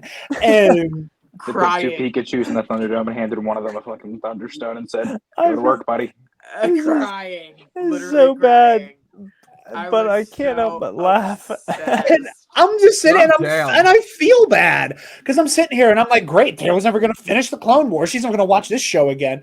And then later that episode, Savage Opress viciously murders those 2 Jedi on wherever the fuck they were. Whatever on, planet it was. Deveron. It was Deveron, and Yeah. so he goes and kills those 2 Jedi on Deveron, and then because at this point she's calmed down a little bit, and so he gets sent to kill the Jedi on Deveron, and I'm like, oh yeah, where's your sympathy for them? And she's like, shut the fuck up, or we turn off the goddamn show. No, I And was then- pissed. Still pissed. And then it only got worse as Dooku started training Savage, where Yeah, Dooku is because basically. he's such an asshole. Because Dooku's is basically torturing Savage. Every time Savage doesn't do something right, Dooku just starts electrocuting him. Dooku Taylor's just takes off his Sith belt. And I'm I like, would have yes, never- yes. And I'm just sitting there like white knuckling the couch, praying that Taylor can get through this arc. Because I I'm would've- like, we're so close to Mortis. We're so close to Mortis. Please, no Gale. Dude, if you had made me predict like any like what Taylor's takeaways would be from watching the Clone Wars, her stand-in Savage Opress would not have been one of them. Never in a million years. Never. I thought I at would've- most, I just felt so bad. That would have for maybe been the him. last thing on my mind, and it wouldn't have been the last thing on my mind. Like that's how just unlikely of a thing it would have been. That is I threw my hands up. That The is- moment like- she was like, "Fuck the Night Sisters," I love Savage Opress. Literally, I was like, I got nothing. Jared, I don't know when- what to expect. Okay. Yeah, When- that's a pretty big turn. And like I love Christopher Lee, I love Count Dooku, yada yada yada. When he would torture Savage, it made me so sad, like on such a spiritual level, because like he didn't deserve any of this. He It's wasn't the one supposed time to we see be Count Dooku with here. yellow Sith eyes is when he's torturing some. He wasn't supposed to be here. He's supposed to be with his brother. Yeah, but he So killed what his you're- brother, so- remember? okay, so Yeah, what his I'm brother is getting- dead because of the Night Sisters. Because those bitches ruined everything. And let's not forget what we said earlier. Who's Taylor's least favorite Star Wars character? The Emperor. Who personally murders so much pressing cold fucking blood? The Emperor. So what I'm getting from this is that Taylor's probably gonna write a fix-it fanfic. Oh my gosh. Where Savaggio Press emerges from the chasm on Exegol to personally kill the Emperor in the Rise of Skywalker. No, I was thinking she does like a fix-it fic where like he somehow survives the encounter with Palpatine and then like him and Maul do like whatever the fuck they do. And they're like happy-go-lucky brothers. They go fuck off. They just retire on that's Nyatos. all I want. Yeah. That's all I want. I want them to grow old together. I'm just sweet saying. brothers. So, and actually, Taylor, I have another question for you. And again, do not answer Savaggio Press, please. Me a couple months ago. Oh God, was there a certain character in this show? And again, if you can't remember the name, it's fine. There's a lot of fucking characters in this show. Was there a certain character in this show that no matter how minor they were, that you didn't think you'd end up liking as much as you do now? Whoa, I don't know. Hondo probably. Okay. Because I started not liking him at first, to be honest. But I grew to like Hondo. Okay. Good answer. You- Good answer. Great answer. You had a Thank you. had a- you. I feel like me and Case are on Family Feud right now, to be honest. I was about to say I'll be your friend with your family. Thank you. Honestly, brother. every time I think of Hondo, I think of probably his greatest moment, which is insolence. We are pirates. We don't even know We what don't even that know means. what that means. I just No, it's his yeah, greatest honestly, moment. yeah, I definitely That's loved great. Hondo a lot more, like, towards the end than I did in the beginning. I didn't like him very much, but I grew very much to like him. Hondo And I has a didn't weird think thing. I would that much, actually, 'Cause to be honest. Hondo, like, there's the term in television, like Flanderization, that refers to Ned Flanders from The Simpsons, where like he starts out like Ned Flanders is like a person in the beginning of The Simpsons, and then by the time you hit season 10, like he's just like this kooky, like just a hyper. meme. He's just this like kooky, hyper evangelical who just has no way of engaging with normal people. Like Ned Flanders loses all of his pathos entirely, eventually in that show. And and like the same can be said of like Patrick Star and SpongeBob. Where like Patrick starts out where he's kind of like his whole thing is like he's kind of dumb, but like he's a well-meaning slob who loves his friends, but he's kind of a bum. And then you get deeper into SpongeBob, and he is just like he is stupid to the point where you don't understand how he functions even in a cartoon world. Like even in a cartoon world, it's like, how do you know how to breathe? I think Hondo goes through a reverse Flanderization where he starts out at the most like ridiculous and silly that he will be, where it is just the constant, he's making, everything, for profit, stay profitable, at the beginning of the show. But he's just like everything he does is like for profit and to get ahead, but he's making incredibly counterintuitive decisions that make no sense. And by the time we see him, when he's dealing with Maul and Savage, like he has way more pathos than we saw in the first time. And then we get to the Gathering arc, which is another one Taylor loved. Connor, you'll be happy with that. Fuck yeah! A little bit of redemption for her becoming the Savage stan.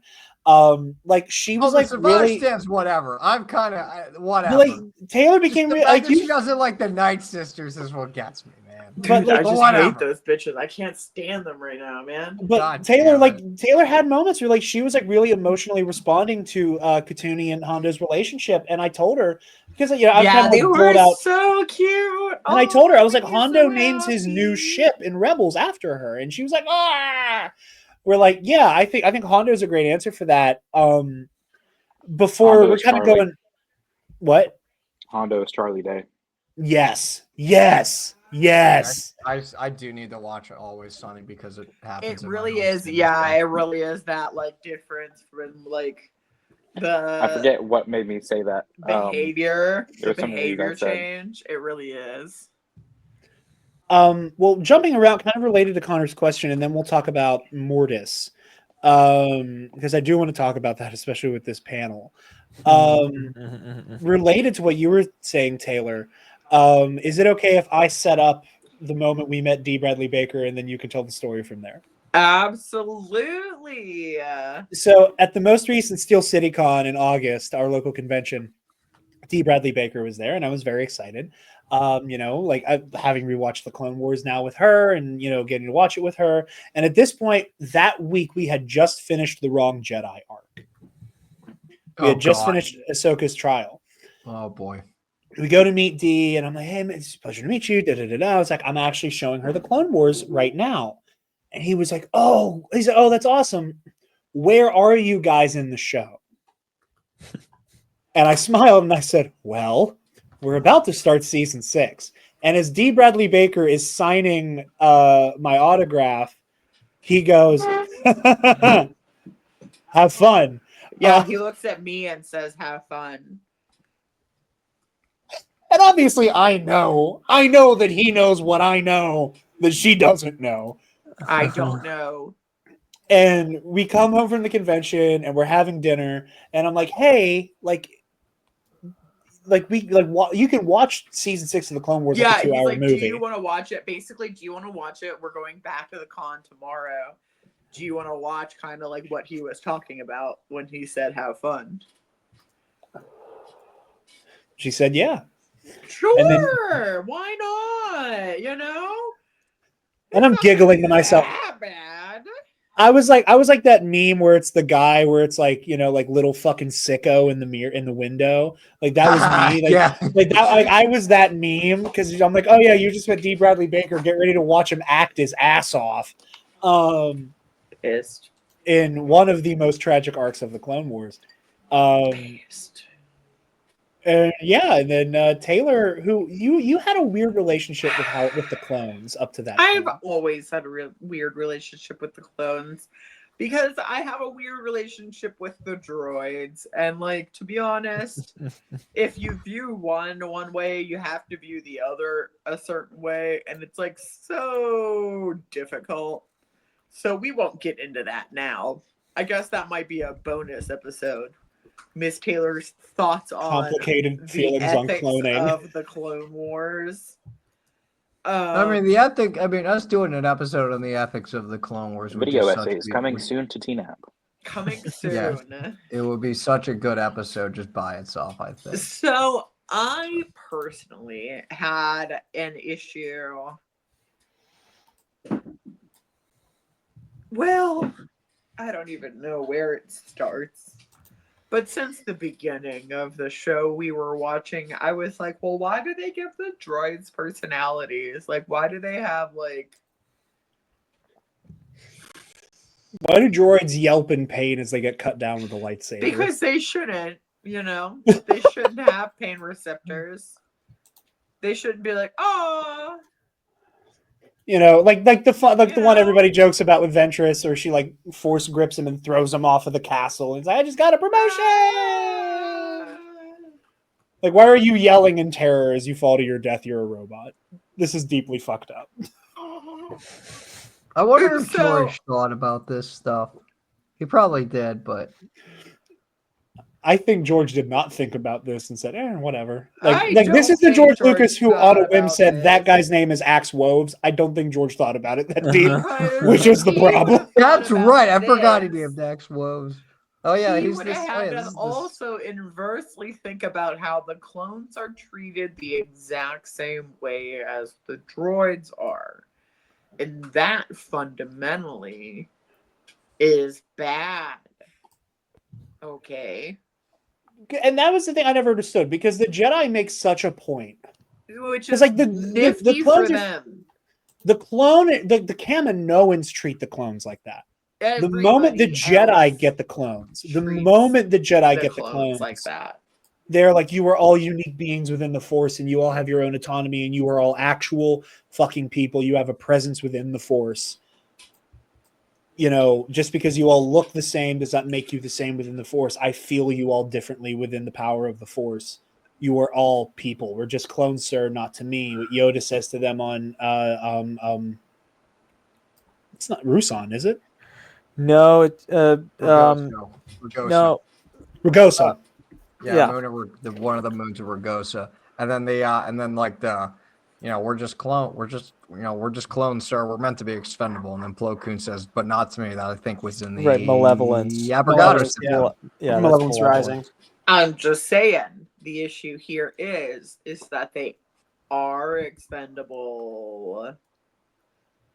I understand the Jedi treat them as differently, but like fundamentally, if one gets shot, he's replaced with another one. And much like the US Army can be that way, and any army can be that way, this one is fundamentally different because the people are not volunteering. They are bred for conflict. And that's the issue, is that there is no like, yes, I would like to serve my country and be here for my people. There is a, I'm 6 years old and I fit into a 25-year-old's outfit. Well, It I just think to is your point, gross to me. I think to your point, Taylor, they say art imitates life. And I think George Lucas comes from the Vietnam vet generation where like 100% Gary. Yeah. where that's probably an outpouring of his experience where he's like, so many of my peers did not want anything to, like, we didn't sign up for this. We were conscripted into it. And Yeah. and so I think that's a point where it's like, okay, the It's a art big has draft imitated thing. life. Yeah. And so we can criticize the art, but what we're really criticizing is the reality behind it. No, I And fundamentally like I agree. and with you. I know that you agree. Yeah, fundamentally, I'm like, oh no, I have so many places. Richard, But- you get the fuck off here. Sorry. But I think where it becomes interesting is because my generation, like our generation, like the people who You are guys watching a the little Clone bit- Wars, You guys are so like the Clone Wars was not of my generation. I feel like I was the bottom part of the target audience where like No, I'm you guys definitely are. I just like what I mean is that like I'm weird. Like I fundamentally am like a part of a weirder like separate like the middle ground. Unfortunately, right where like for my age group and lower, this reality is presented as an art that is criticized. yeah. Whereas for like the George Lucas generation and My grandparents. many older than me, it's like, oh no, we get it. Yeah. Like we understand what's going on behind this in the same way that a lot of the George Lucas creative tropes are borrowed from real life for better or for worse. Like this is one of them. Yeah. Yeah, this is one of the like the again and like that's like what I mean I guess is that like the situation that like I got into ethically right away was the fact that I was like it's a draft but under so much so many different worse dramatized because because in at least in unfortunately at least in real life situations with the draft you have at least 18-year-olds, so like at least they've lived 18 years and like maybe they got to go to the drive-in with their girl, maybe they got to go to second base, whereas like with the clones you don't have that. They've never lived a life. But I think something that is characteristic of Star Wars, and not exclusively characteristic of Star Wars, but like you take this idea of something which is terrible, something which is morally reprehensible in real life, like this conscription, these soldiers bred for war, these sheep that are bred for the slaughter. in the same way that the Vietnam generation can resound with this idea, but you take that deplorable real world reality and you redeem it for the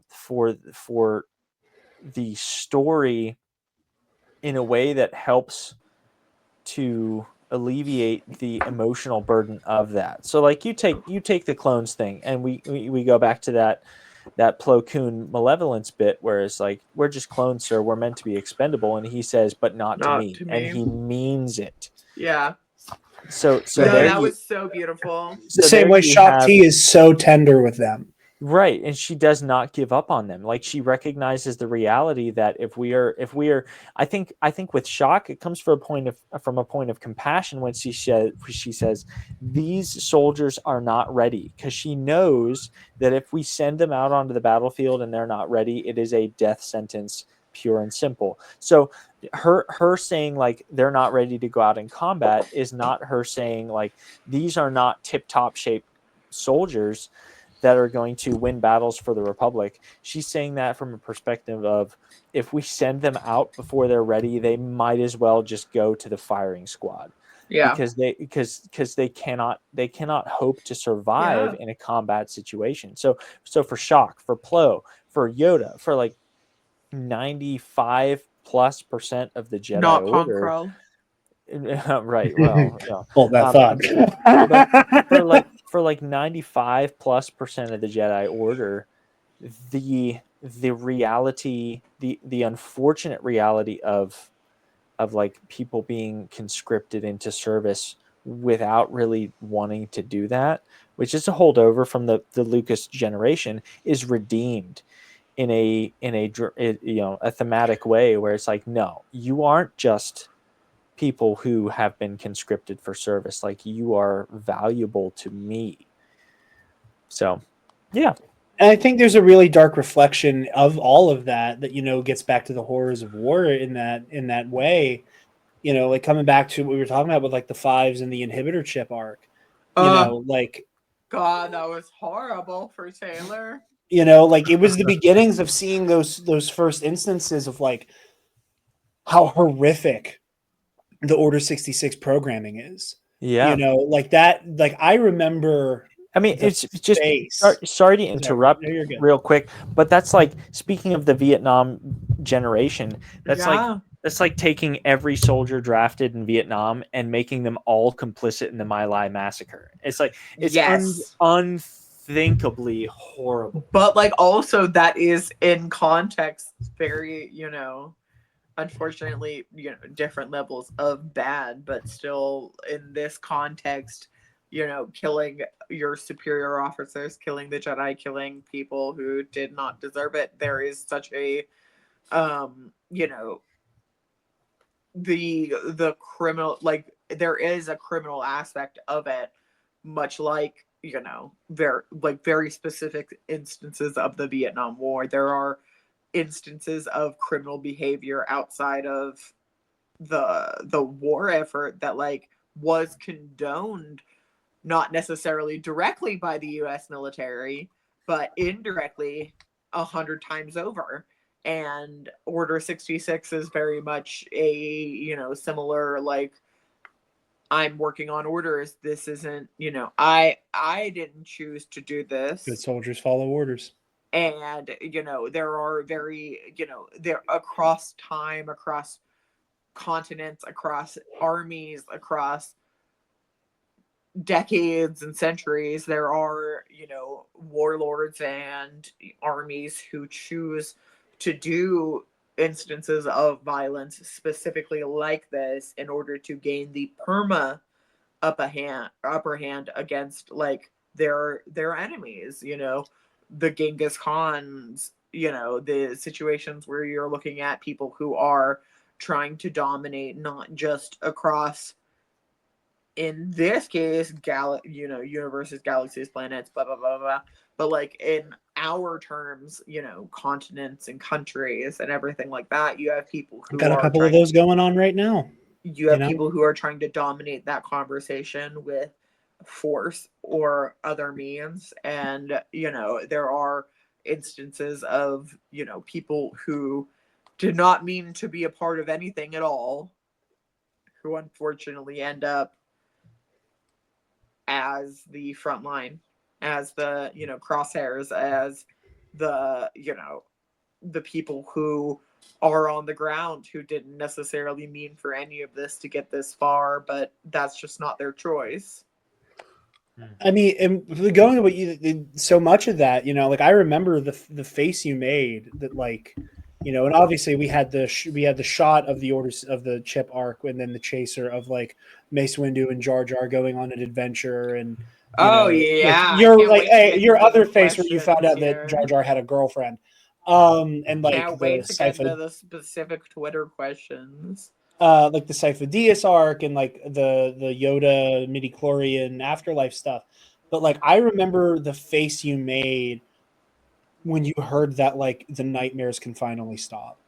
Oh, and it's like and that revelation that like part of the program. Oh, I was like every night. Combat creepypasta, let's go, baby. That like, but I just remember like the horrified face you had when you're like all they dream about against their will is the inevitability that they will turn their blasters on their Jedi leaders and kill the only people in the galaxy who gave a fuck about them and treated them like actual people. And that like, and that like uncomfortable realization where like, Rex and Fives and Tup are all like having this moment where they're like, oh, I'm not the only one who's like plagued by this. Yeah. Like it's part of built what's into it. It's built into us.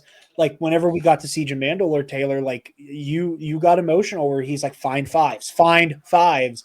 And you were like, oh my God, like, he set the, Fives like started, no pun intended, with Domino Squad, but like he got the ball rolling. That was like the first domino to fall of like, if we can't stop the Jedi Purge, we can at least slow it down enough to get some of the most important players who can change the tide of galactic history the fuck out of the kill box. This is really powerful stuff. And again, we'll hit this before we hit Mortis and hit some of the end game stuff from the show and do Q&A stuff. Taylor, Umbara, Ponkrell. All right. You've got my attention. So, first of all, fuck that guy. Second that goes without saying. That was sensational. That's his word. That was some bullshit, dude. I could not believe it. And like, to be honest, the more like once we got into the end of the arc, I was just so grateful that like obviously the clones got to, execute justice here. But yeah, I could not believe it. Thumbs down to Ponkrell's stance. And all my homies hate that guy. I do think the Umbara arc, I know it is a lot of people's favorite. It's probably in my top 3 or top 4. I do think it is. I think it might be the most mature this show gets. Like, yeah, it gets to a more heady place. Like, I think, like delineating. This is one of those situations where you get into like, is it right or is it legal? Like, you know what I mean? Like, it gets into the point where you're like, what is the difference between being right and being sanctioned? Am I right to execute all these clones? Am I right to just leave them here? Am I right to just put them in the line of fire? Yeah, because that's my command post. Are they right to rebel because I am actively doing what is in their worst interest? Fucking absolutely. Like, it all comes down to what is in the best interest for the group, for the like what is in the best interest for like A squadron, B squadron, but like rushing head into that being like, well, fuck all you guys. As long as I'm good, I'm fine. But like, you guys can all just go fuck right off. With all 4 arms. So When-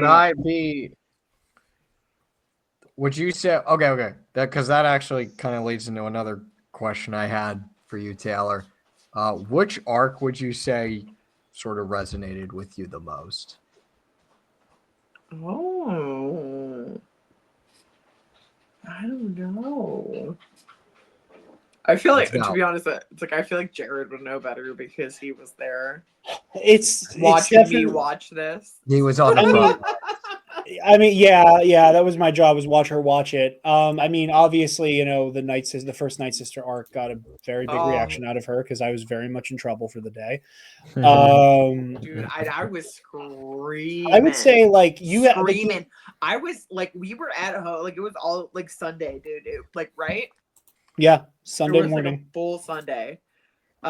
Because we do like a Saturday morning cartoons. Like we, like you know, I personally like to watch Clone Wars as a Saturday morning, Sunday morning cartoon. I mean, that's how we watched it when we were growing up.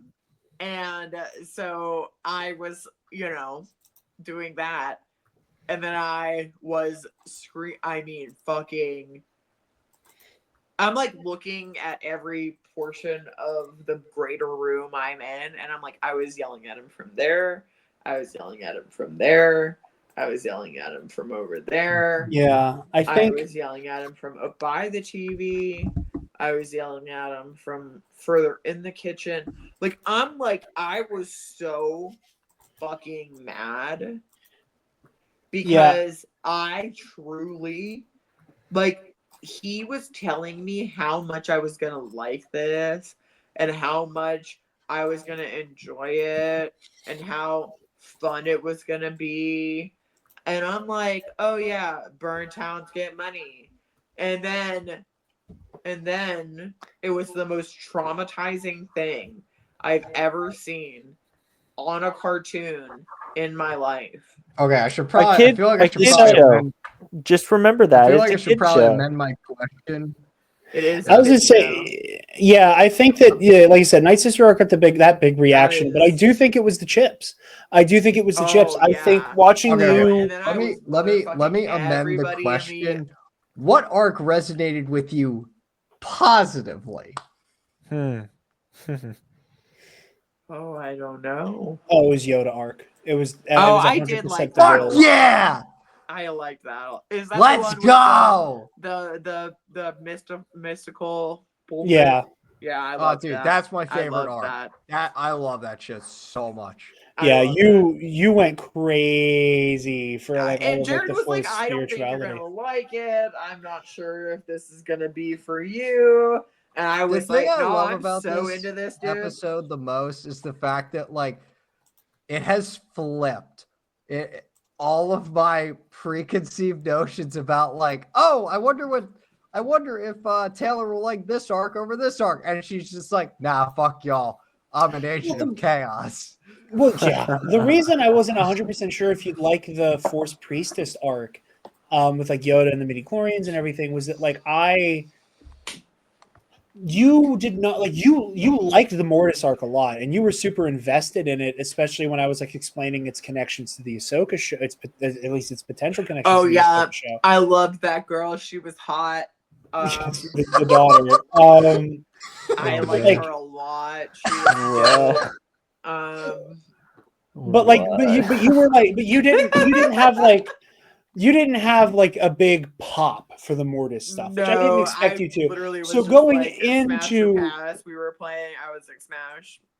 But going into the Yoda Force, going into like the Yoda Force Afterlife stuff, I was like, because it gets weirder than Mortis. Like it goes to a weirder place than Mortis does by a considerable margin. It gets much weirder than Mortis. Like Mortis, I think, is a lot easier to wrap your head around. Like it goes to a big weirder place than Star Wars typically goes, at least in like on television and like on like visual media. But like I'm sitting there, I'm like, I mean, if you weren't in love with like living embodiments of the light and the dark and like how the Force can kind of be this benign thing that depends on how the person's using it, like I was like, I don't know if you're going to be super into like, and now you're going to go into this like weird space anomaly and it's all these Force visions, and Yoda has to fight a Gollum version of himself, and Yeah, that was he's weird. gonna have a fight with the Emperor in the spirit realm, and I was like, I don't know how this is gonna land for you, and you were enthralled.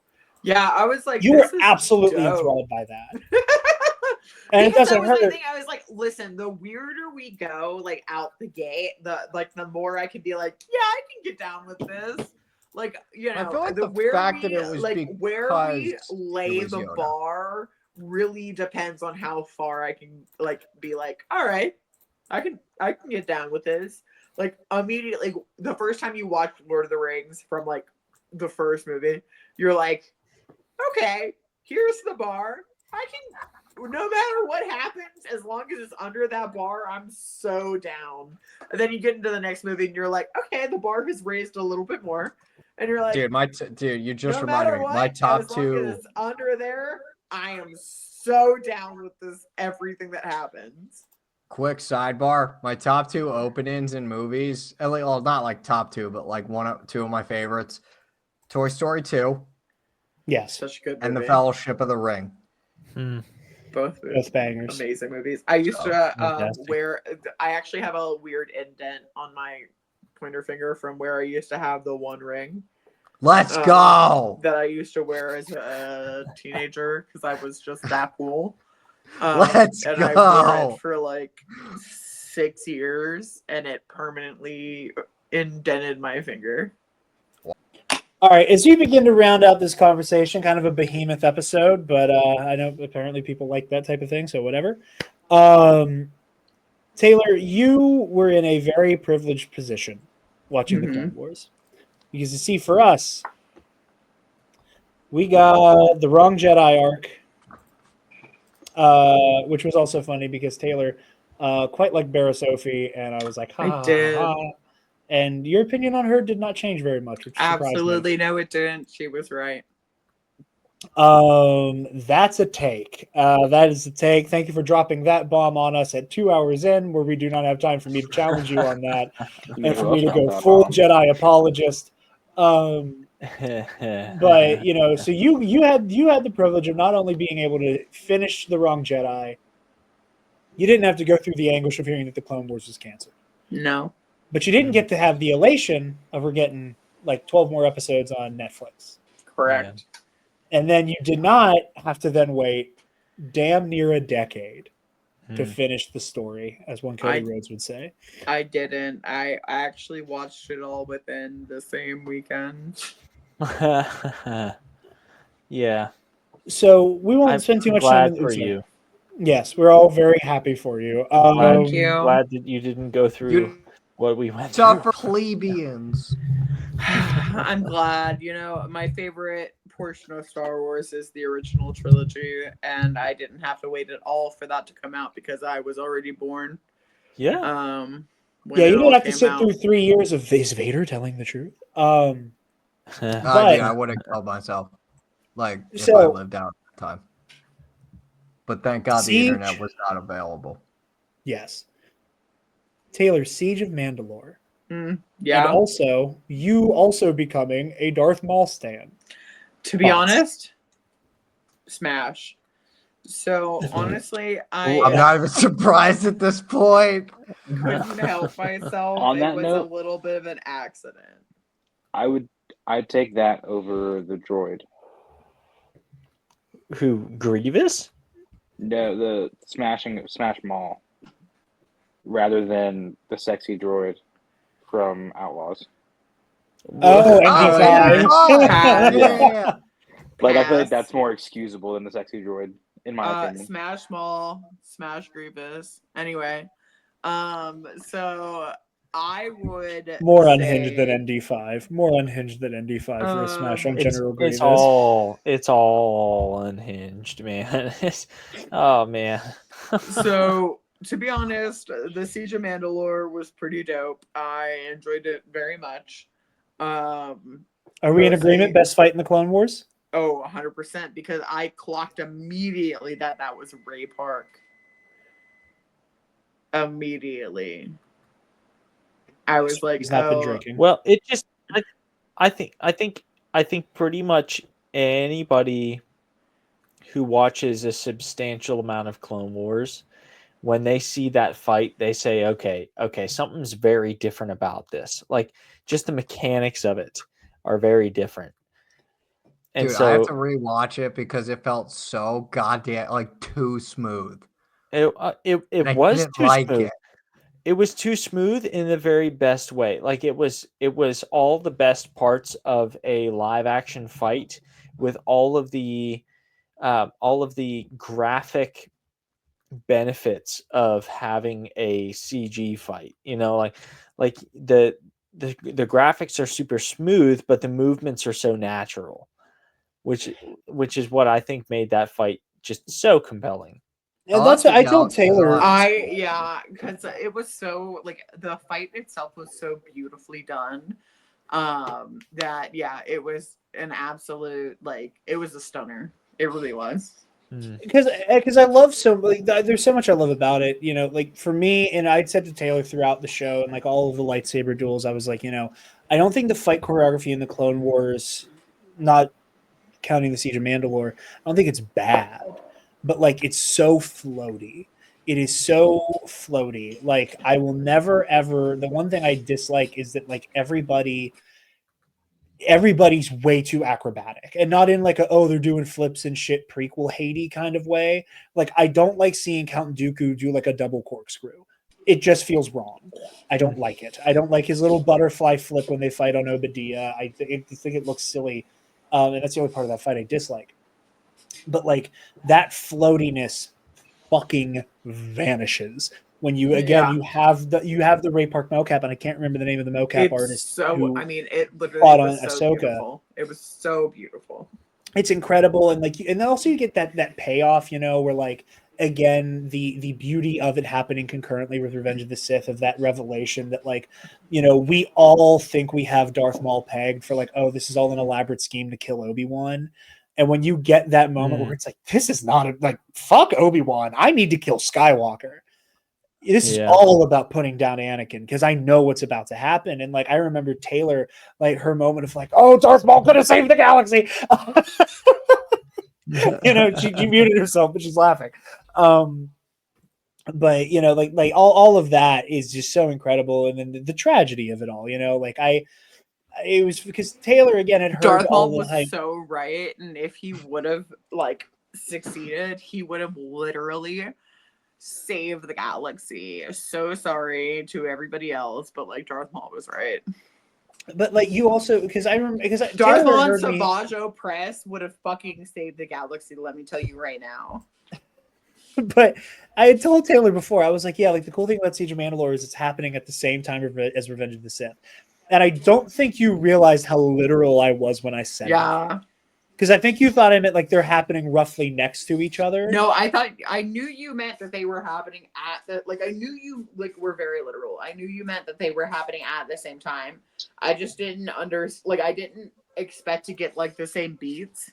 Like I didn't expect to like get the Obi-Wan telling Ahsoka all of the details and Ahsoka not fucking understanding that like the literal specific thing that she was listening to was the actual exact answer. When she was like, oh, it couldn't be the Chancellor. And I was like, you stupid bitch. Maybe it is actually the Chancellor. You dumb bitch. I just remember you're a child and I love you. And if you were a little bit older, I'd have a lot of different opinions about a lot of different things. But well, I remember because like whenever at the end of the first episode of Siege of Mandalore with Old Friends Not Forgotten, when Obi-Wan's like, we gotta get the Coruscant right fucking now. Like when Taylor went, oh, all at the same time. All at the same time. Okay. Oh. I was like, and I told her, I was like, the movie just started. Yeah. I was like, and I told her it was one of the things I love is that, and I didn't notice this until watching it a week or two ago, was we get the same music cues whenever Ahsoka and the Republic are making landfall on Mandalore, as when Obi-Wan and Anakin are fighting in orbit of Coruscant. So like that that's nuts. like it is that same like that big like driving timpani and like that whole that score is copy and pasted, and I think it does, and that being the first taste of this is all happening at the same time. Yeah. It's such a thrill. It's Yeah, such a thrill. Absolutely. I know so many Absolutely. people, myself included, are advocating for an extended cut of Revenge of the Sith in the Clone Wars animation, and so many people are like they are advocating against that. And my point is like, no. Like, I don't want to replace Revenge of the Sith in live action. I want to see like a 3-hour cut of the Revenge of the Sith and the Siege of Mandalore like together. Like, I want to see an officially produced cut of Like you both want of to those see the stories like interwoven. Planet of the Apes cuts, like the human act and the like the monkey act at the same time, but like you want the revenge, like Return of the I want to Revenge see. of I the want to Sith, see and these. also like the act, like the Clone Wars at the same time. Well, it's like Yeah, I it's like see the these infamous. Sorry, it interwoven takes me a seamless. little bit to get there, but like I have good points sometimes. Well, it's kind of like that's that infamous Citizen scene, where everybody decided to be really mean at Mace Windu for a week. Who Mace Windu's never done anything wrong, by the way. But like that scene where we get the shot for shot recreation of the Master Windu, General Kenobi's engaged General Grievous. If the Chancellor doesn't surrender his power, we get that whole scene, and then Ahsoka comes in. Like I would love to, like what you said, like I would see that. I would love to see that as a cutting back and forth between Coruscant and Mandalore. Stuff like that. Stuff like seeing like this more of play those out perspectives. here, that play out here. Yeah, in that Honestly, very man, Star Wars way, where they love to cut back and forth with the concurrent battles. It's like the Battle of Endor and the Battle I of mean, Naboo. it happens in every single movie. So I would love to see a shot or a cut where we see all of the action from the Revenge of the Sith live action movie rendered in the TCW animation style, so we can watch all 3 hours of that action transpire concurrently. Like that would just be so cool. Like imagine that would be the easiest movie ticket you could ever sell to me. Is let me watch the 3-hour cut of the entire Revenge of the Sith plus Yeah. all in one go. It's not 1,000%. about me wanting to see Revenge of the Sith in animation instead of live action. It's You not want to see about that that at all. whole I want to see final the moment whole of the war. doggone Yeah. thing happen all in one go. Oh my gosh, would that be cool? I just wish they were released really Siege of bad. Mandalore as a movie. Yes, but if you do it in animation, you could give that really bad Mace Windu Darth Sidious fight a little bit of a facelift. Yeah, You can also yeah. give half those I've fights a I've really seen the good test facelift. footage. I've seen the test footage for how it was supposed to go, and my gosh, like we hold the live action movies up in some respects, but oh man, we were robbed. We I were know. robbed of They an couldn't figure out how to incredible build the fight. set in the right way, and it's such a tragedy. Oh But man, we were robbed. Taylor, one of my favorite moments in the Clone Wars, this is very predictable that I'm about to say that one of the best moments in the Clone Wars is the one that has Darth Vader in it. How did that final shot make you feel? Because it is it might be one of the most haunting shots in all of Star Wars. Made me sad. As Made it me should. so sad. To be honest, As it though, like should. it was one of those situations where, like, watching that, like the because I have the internet, as all of us do. So it's not like I didn't know what happened at the end of the Clone Wars, the TV show, because once again, I have the internet. Yeah. But watching it with all its context and everything, watching Ahsoka and her whole thing, it was just, it was sad. It was really sad. I didn't like it. I didn't like it at all. I loved it, but I didn't like it at all. It made me really sad. But And that's as we mentioned before, in this case, art imitates life, and we like our stories to be neat and happy, but life is They not shouldn't be often like that. 100%, And that's and like so what was so fulfilling in a like weird way. yeah, it's like some of the, in my opinion, the best Star Wars projects that we've gotten recently are the ones that aren't neat. You know, the ones that don't Yes, end in a really neat way. Like Andor is such a real show yes, in a lot of ways. It's very like, no, this is how the real world works, and it can yes, still be Star Wars as you tell those stories. yes. And for me, Spencer watched The Acolyte. I was about to say, for me, a big part of that is the acolyte. It's like, you know, it the issue of an unfinished story in a lot of ways, you know, that is life, and the unfortunate cancellation that we will never get to see the full story of the acolyte. You know, it's one of those stories that to me it's like much like the very open ending we get, there is more story to tell. Absolutely. And I think something that the Acolyte and the Clone Wars shares is that like sense of foreboding. Like the Clone Wars can go to such a whimsical and pulpy and very serialized sci-fi place that like you forget that what you're watching is a tragedy. You know, Yeah, it is the Yeah. joke. We made it several times. It's like everybody's favorite meme about the Clone Wars. This is a kids show. Now watch this war crime. Yeah. Um, but like the war crimes aside, I say that referring to the ultimate war crime of the genocide of the Jedi Order. Within context, But right? Within context. like that aside, but the whole show is barreling towards that tragedy.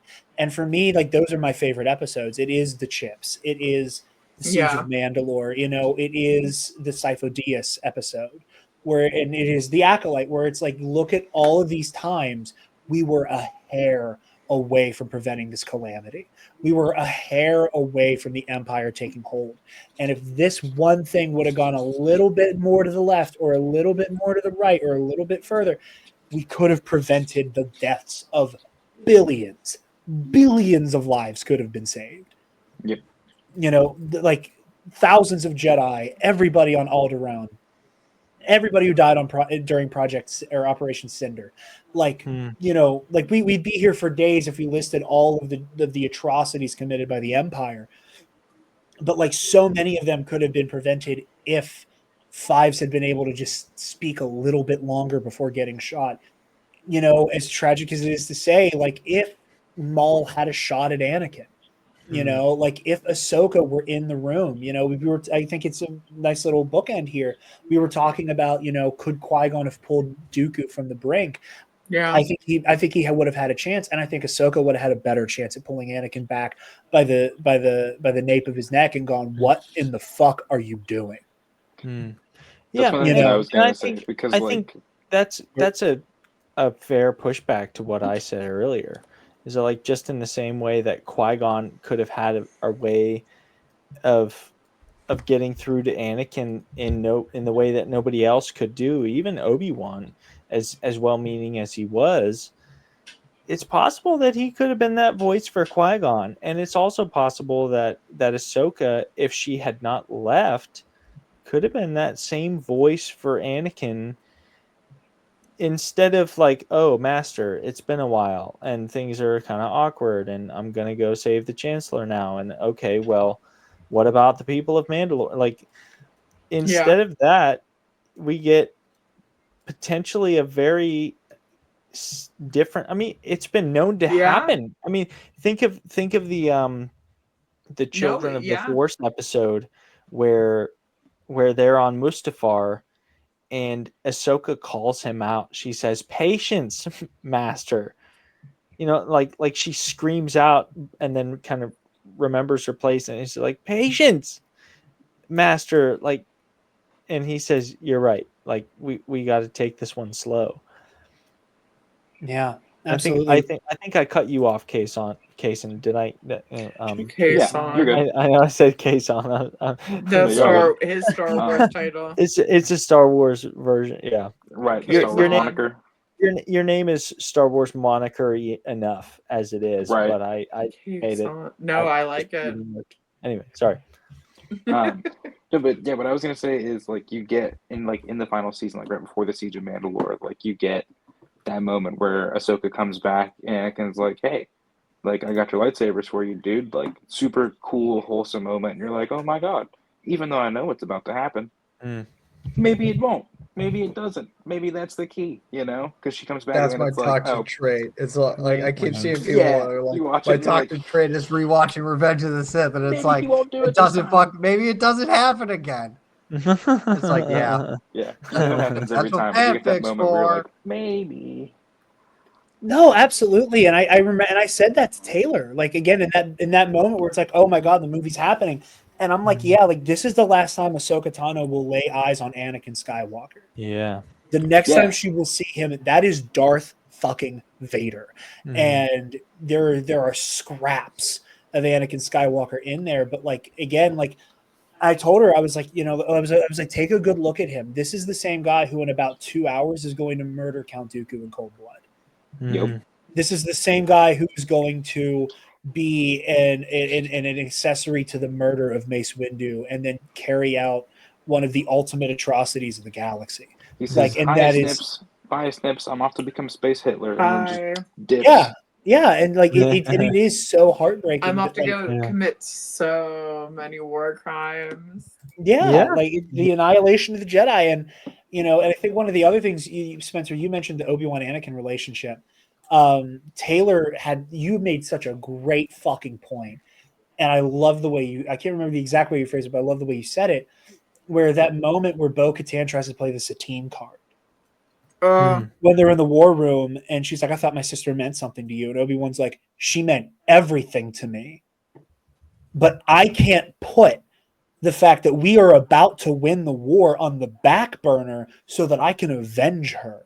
And you pointed out so aptly, Taylor, so cleverly that like that, and I think you're right that was the final nail in the coffin for Anakin. It's like I can never tell him the truth. Absolutely. Like Anakin is about to burn the galaxy to the ground for Padme, and Obi-Wan's like, I can't take a break to avenge the moment that Anakin witnesses Obi-Wan choose the right thing over the thing that he loves the most was the moment that Anakin knew that there was nothing he could ever say to Obi-Wan that would make him understand that I will never, ever, ever let Padme go.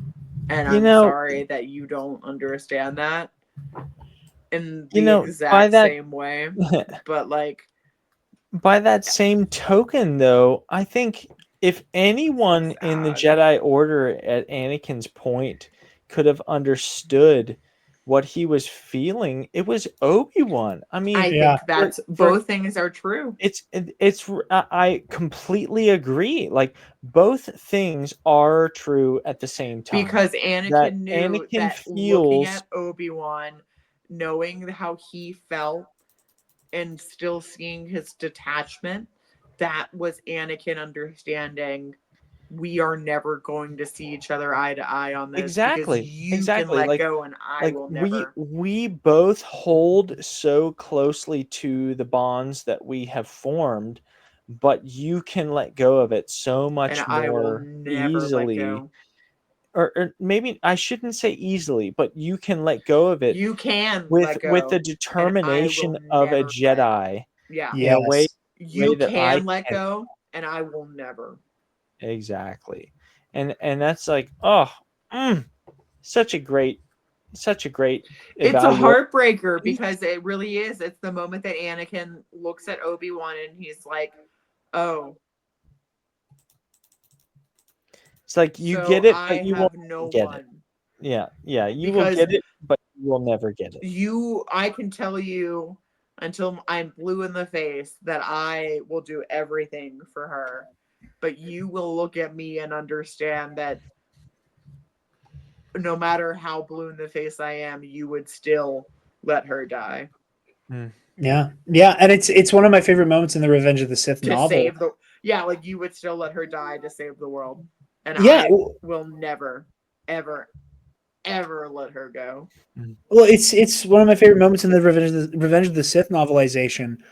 It's like an extended moment in like that scene on the gunship where Mace and Obi-Wan are dropping Yoda off to leave for Kashyyyk.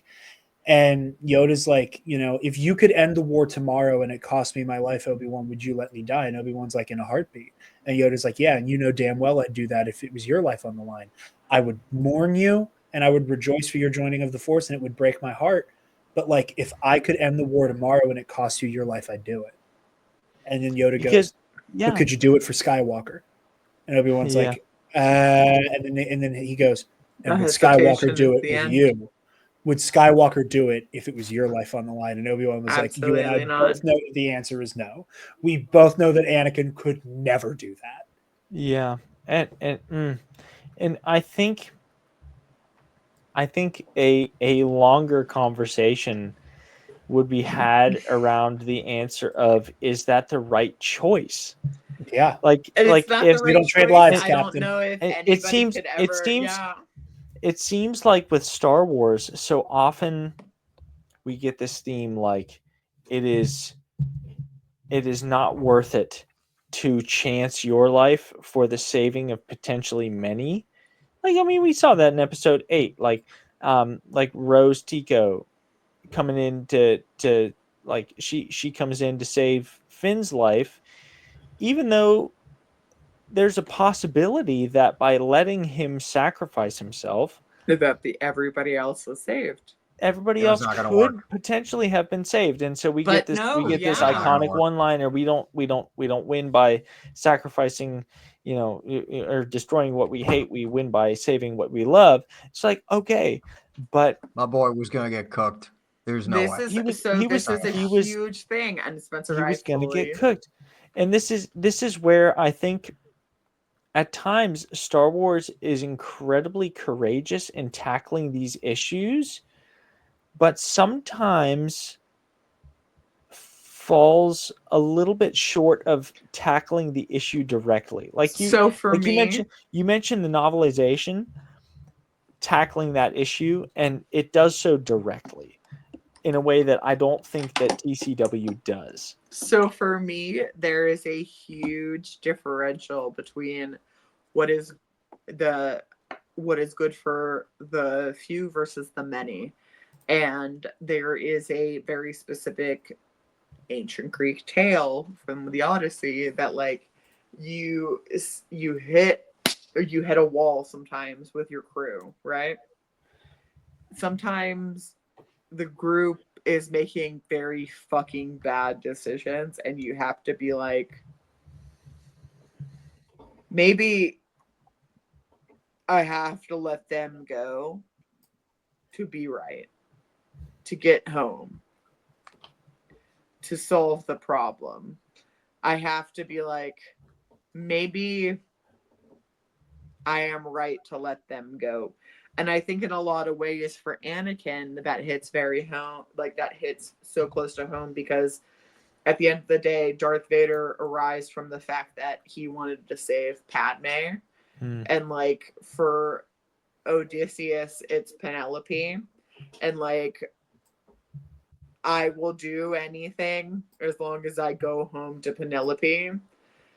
And for Anakin, it's I will do anything as long as I get to come home to Padme. And at the end of the day, if I don't get to come home to Padme, or if you are standing in my way, I will execute you. I will do whatever it takes to remove you as an obstacle so I get home to the person who I love. And there is no other option because you, the obstacle, have decided that you will remain here no matter what I do.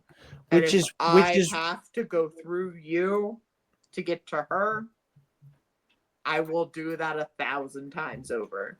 which is That was an where we excellent have pull.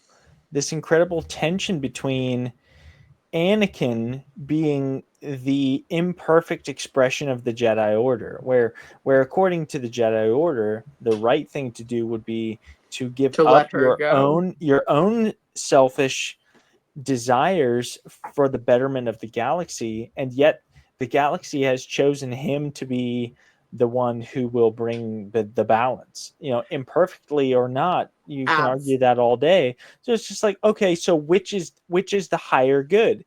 Is it the Jedi Order, which ordains its members yeah. to act selflessly, or is it the galaxy itself, the force, like the living force itself, which seems to indicate that, like, and even within that conversation, like, is the galaxy acting according to the best good, or is it acting according to the good that will prevail in this circumstance when it appoints Anakin as the chosen one? Like, is it saying, no, as a rule, you should choose the people that are close to you that you love greater than the greater good? Or is it saying, like, in this specific circumstance, The greater good. you can It's break down the hard. quote unquote theology of the Force all you like, but like, as we speak to, There are so many like lines you can draw between Anakin's story and the Odyssey, and like the lines that gods and goddesses in the Odyssey play to the lines that the Force plays, where it's like in the Odyssey, it's like if you don't kill this baby, like the baby, the son of Hector, then we will make his heritage known. So even if you wanted to try to do the better thing, we will destroy that for you. And like there are so many like parallels and lines that you can draw between like this set of mythology and Star Wars, that it's so difficult and it's so dangerous to like try to like pervade that line, because like there really is no good answer. There never will be, and that's never supposed to be, because no matter what, somebody is in the wrong. If Anakin were to choose the Jedi Order over Padme, then he is a heartless man. Whereas if he chooses Padme over the Order, then he is a godless man, or whatever. Like, he loses his spirituality. And there's so many lines that you can draw between what is right and what is good, to what is expected and what is anticipated for people in your position, especially as a man, especially in a position of authority, in a position of that there is no right answer. We are all stuck within this paradigm of evil and worse. And there is nothing that you can do besides try to do the best for yourself. And you get stuck in between this, what is good, what is right, and what is reality. And I think that in lies the issue of the Clone Wars, of the characters that you see that would and should be morally good, lose that aspect. Because when you enter into a space of morally gray, there is no black and white picture. And unfortunately, the Jedi have always dealt in black and white. And when you enter into a gray universe, you can't straddle that. You have to make a choice. And if you don't, then you end up on the wrong side of both histories. Damn. Yeah. I think that brings us to the end of the main chunk. Most of the questions submitted by the Q&A. Thank you to Brendan Marr, Paige Turners, and Eli. Also, happy birthday, Eli, at time of record. All of the questions have been answered through those. Brendan Marr, I hated Ahsoka, but then I did grow to love her. Eli, what surprised me the most? Jar Jar Binks had a hot girlfriend. and what's more? surprised And me what's the more? most. If I can just interject, what's more? Jar Jar has a hot girlfriend that he kind of keeps at arm's length. It's like, bro, Yeah, that he's like not so he's like, into, like, and I'm like, bro, dude, I would you've been bone handed a hottie by the a grade dice A rolling of the hottie. galaxy, and you're like, nah, I'm good. I It's would like, bone it's- down. it gives so me hope for all of hard. us It's that, like, really not even a There's hope question. for all of us, he said. Kaysen, you had some questions you wanted to hit Taylor with coming into the end here. You're muted. muted, You are sir. on mute. Wow, so many questions you have that I can't hear. I am on mute. I'm trying to like figure out like which ones were best to ask. Yeah, Are there any 'cause- characters that you feel got a deserved spotlight in this series that didn't get enough shine in the movies? And are there any series exclusive characters that Sophie. you wish would have been in the movies? Stacey Tin, moving on. Barra Sophie, I loved her. I want more of her. I don't care that she's a terrorist. And I think she was right. Fair. Tales of the Empire. I Tales haven't of watched the that one yet. Empire. Moving I on. want her every day and sideways. On the kitchen counter, on the Look tabletops, out, whatever. Jared. I have so far lost my girlfriend to Darth Maul, Savage Opress, General Grievous, Barriss Offee. The list goes. It will I mean, we're still continue to go making on. it. It's really not honestly, I know. And We're Boba Fett was flying this- already there by the time Yeah, I got here. it's really not that hard. I will bone down with a lot of characters. Anyway, it's Bone down. going into Galaxy's Edge is more dangerous for Jared than it is for me. But you might I just never. gotta pray you it's might a day never- that Boba Fett isn't there. I just gotta pray it's a day Boba might- Fett isn't there. You might not take her home, my you friend. will not take her home. She Flying will the be in Falcon hotel solo. with She'll be Boba back Fett. in Boba Fett's starship. I'm Oh a yeah, starship, and my name is Boba Fett's. I'll be in the cockpit. Kaysen, your next question. Before I bash my head in with Cookie Con.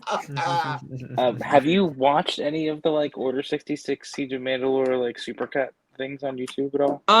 I've never watched the supercuts, but I have seen the clips. Like I saw the Ahsoka clips. That's really Okay. all that was ever important to me is that like I saw her like doing the free fall, being a badass, and then I saw her like dodging the troopers. Like when But she's surrounded and she's just like blast deflection. In the middle. That's all I've ever seen. And I was like, damn, this bitch can hit it. But she's So- a child, so when she's 23. So Taylor, what I think he's Very asking you, there are very long super cuts on the internet where all of the Order 66 scenes are stitched together. So it's like Order 66 and Revenge of the Sith, Jared Clone would know, Wars, but I haven't. Bad Batch. Bad Batch, Yeah, absolutely not. Mando, Oh. Boba Fett, Fallen Order. It is a You ever- hard fucking Jared watch. would know. You ever want to Jared have a would good know. cry? No, I'm Just good. watch, Actually, watch 20 No, minutes I of cry Dead about things Jedi. normally, Nah, so nah, I'll nah, get nah. that. If you want to have It's a okay. good cry, you gotta watch. For me, at least, when I need a really good cry, non-Star Wars related, I watch the funeral scene in Snow White Oh, with the dwarves. I understand. That's fair. Connor, that's so sweet.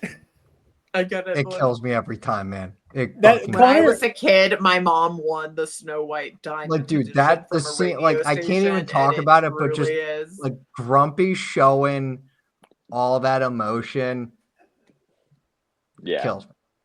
It's like whenever my brother, who is like, he's kind of like above all the nerd shit, and he's kind of a hard ass. Oh, this is silly, whatever. My brother wept when Superman died in Batman v Superman. Like, this is the most detached from nerd shit person I know, And Logan, like, I'll bring it up. I'm like, I think it's so funny. He's like, Superman's not supposed to die, man. Like Logan Bachman Stubbs is so deeply attached to Superman, it boggles my mind. Like Dude, it that is. was me. Oh God, that was me with I didn't cry, but I just had that realization of this dude's not supposed to fucking die with Wolverine and Logan. Yeah. I was like, dude, what the fuck? It's like this man's not supposed to die. He's immortal.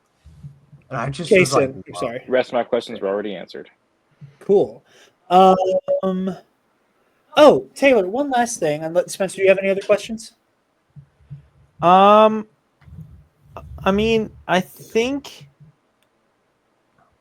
You want to ask the question you put in the group chat earlier because I don't think we quite hit that.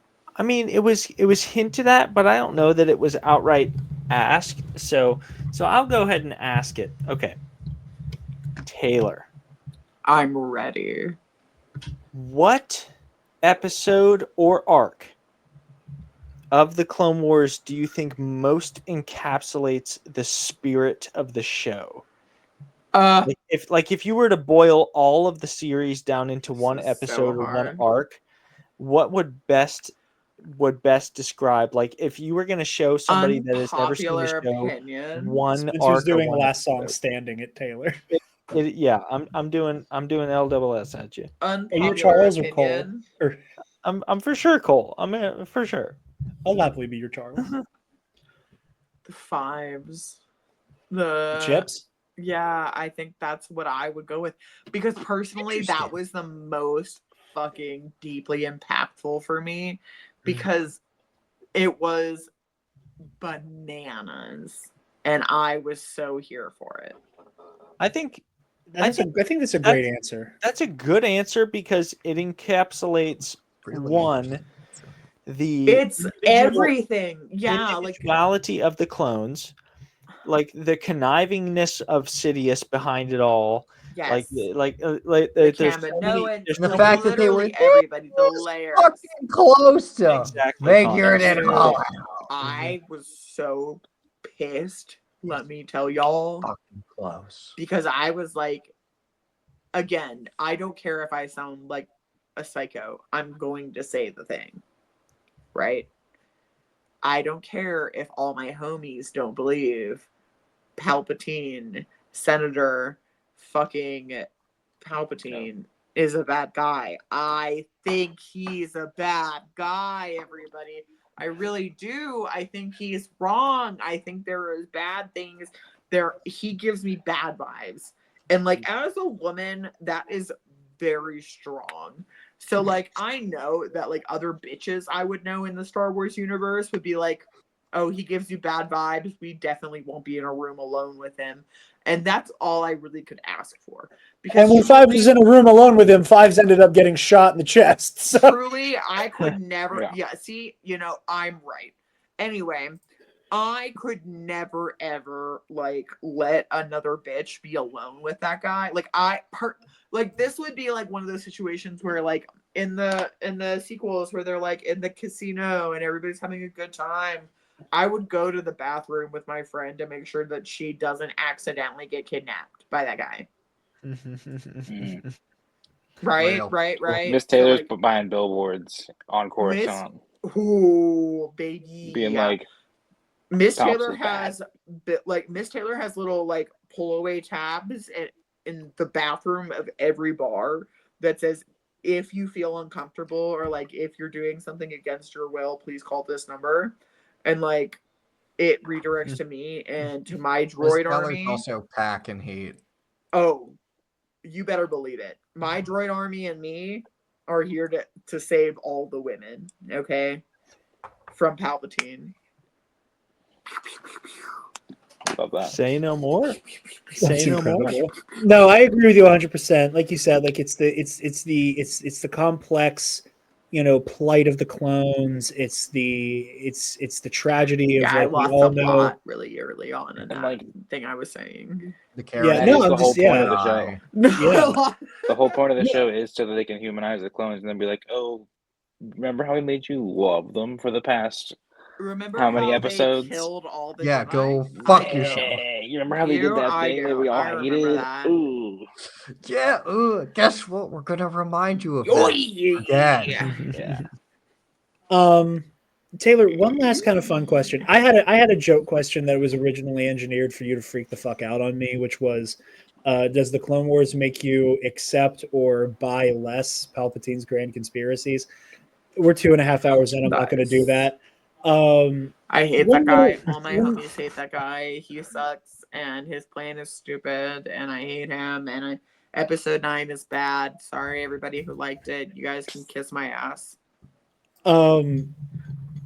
How excited were you to see Boba Fett?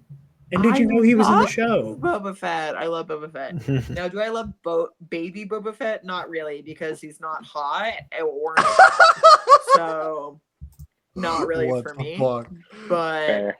It's exciting whatever. to see him, though. You know, like yeah, it was dope to see him. Yeah, Jared and I had this discussion many times because he was like, "Do you like the Boba Fett's in the show?" And I was like, "Well, he's not hot or an adult, so I don't care." it's not Tem, so I have Gotta complicated pass. feelings. Honestly, one of the coolest that just reminded me of one of my favorite moments was when I can't remember the episode name, but I think they're on Vancouver. I think they're in the destroyed ship, and fucking Anakin's like picking up the helmet, and underneath is a bomb, and like Mace Windu's like, drop it, and pushes him off right before it goes off. I don't know. I just always love that moment. I remember as a kid being so like I remember Yeah. the crowd pop as a kid with like the Boba trying to kill Mace Windu with like a bomb in Django's old helmet. Like, oh, I love that. I love that arc. Yep. Also, that is some of the most grade A top shelf Plo Koon shit. That whole like that is to me like that is what it looks like when a Jedi stands on business. The way Plo Koon just big dicks Aura Singh, where he's like, "Listen, I can and will run a fade on you. Please don't make me do it, because I will whoop your ass, and I really don't want to have to beat your ass, but I'll fucking kill you, lady." Top shelf Plo Koon. We had a question from Mitch. He said, "You're Pong Krell's lawyer. He's being charged for war crimes. What's your defense I to keep know. him out I'm of space so jail?" mad.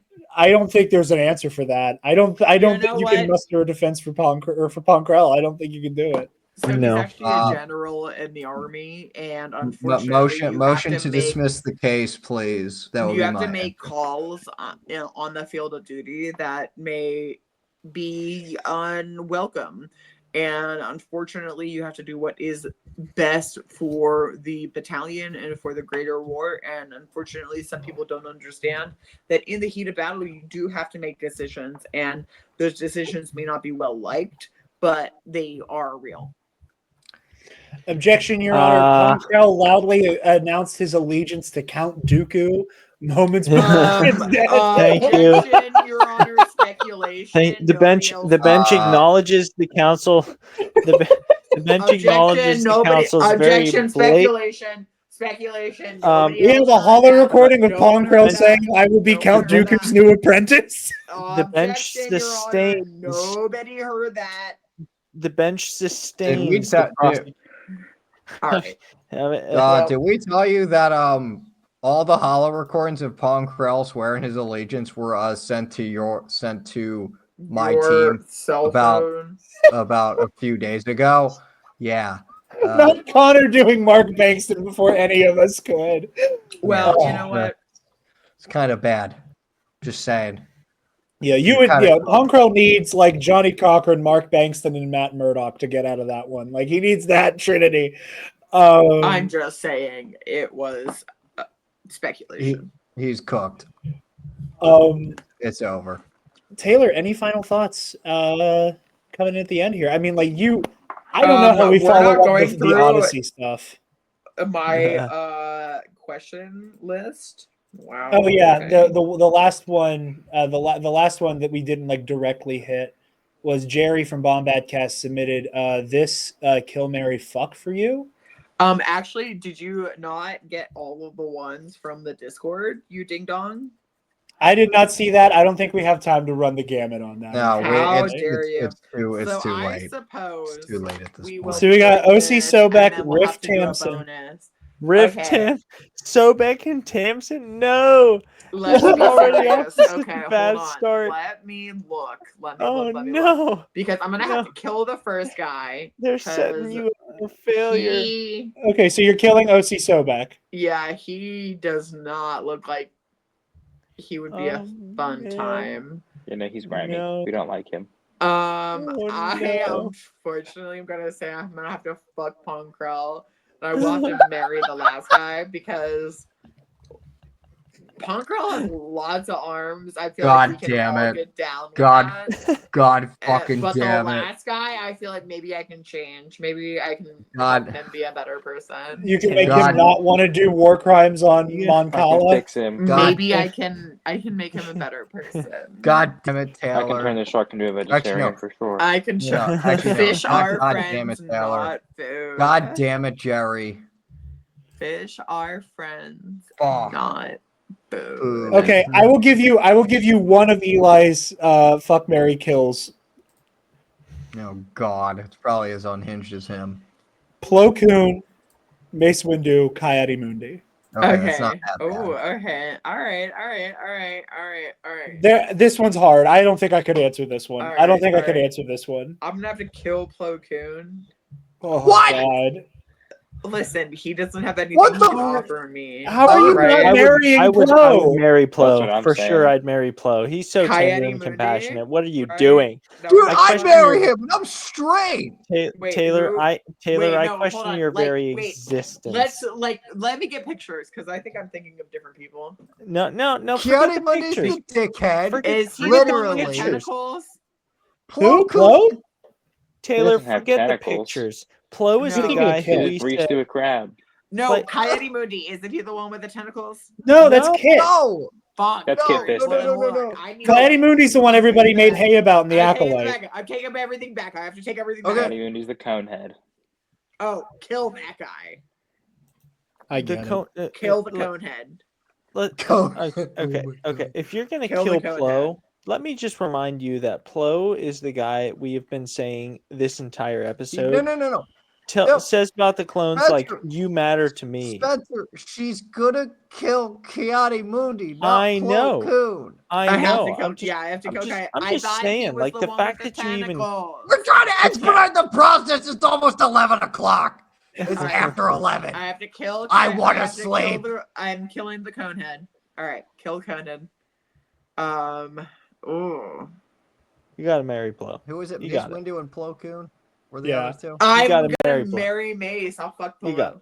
I'll No. fuck Polo. I'm gonna marry Mace. I'm gonna marry Mace. Interesting. I'm gonna marry Mace because I feel like we can have a much better long-term relationship. You know, for various factors. I disagree with you, but I've clearly This rubbed is- off on you too this much is- that Mace Windu was the married. This is why we pitch it to her. So, because we might disagree, but it's her call. Yeah. Interesting. Mace, yeah, I'll fuck Flo. I mean, I feel like we'll have a great night, but I don't know if that would work long term. I feel like we have different goals. Well, with that I feel like me and unhinged Flo have ending to this different behemoth goals. episode. I feel like Yeah, that's Kit- an appropriate I ending to do. this. I do. I just think that we're different people. We're gonna grow apart really quickly, and I feel like Mace and I might want the same things. Yes, the creator of Vapad is going to be so down for Bird Towns Get Money. Mr. I redirect the power of the dark side back at its user and purify. Anyway, I'm going to cut the episode here and do outros for everybody since everybody else is tired. So you're going to talk to Jared by himself here in a moment. So thank you to Bird Towns everybody. Get Money. I'll be taking it from here. Alrighty, I'm back. Like I said, a little bit of a behemoth episode. Thank you to everybody who stuck around through this one. You can find Kaysen on Twitter and Instagram at Belvebeth. You can find Connor at Depa Banana on Blue Sky. He's moving over there. He's locked down his Twitter account, so he's moving over to Blue Sky. Spencer's not on social media. I am on Twitter, Instagram, and Blue Sky at Dark Jedi 2552, and you can find Taylor at Quicksilver Girl. Not spell. Hold on, I never know how to spell it. On Twitter at Quicksilver Girl, but GRRL at the end.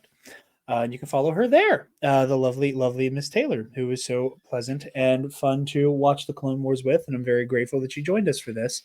And we will be doing this again for Rebels. We are most likely going to be going season by season with Rebels, as opposed to doing the whole show at once to avoid this runtime. So be sure to join us for that down the road. A little bit of housekeeping. I regret to inform you all that we will most likely not be doing weekly live stream after shows for Skeleton Crew.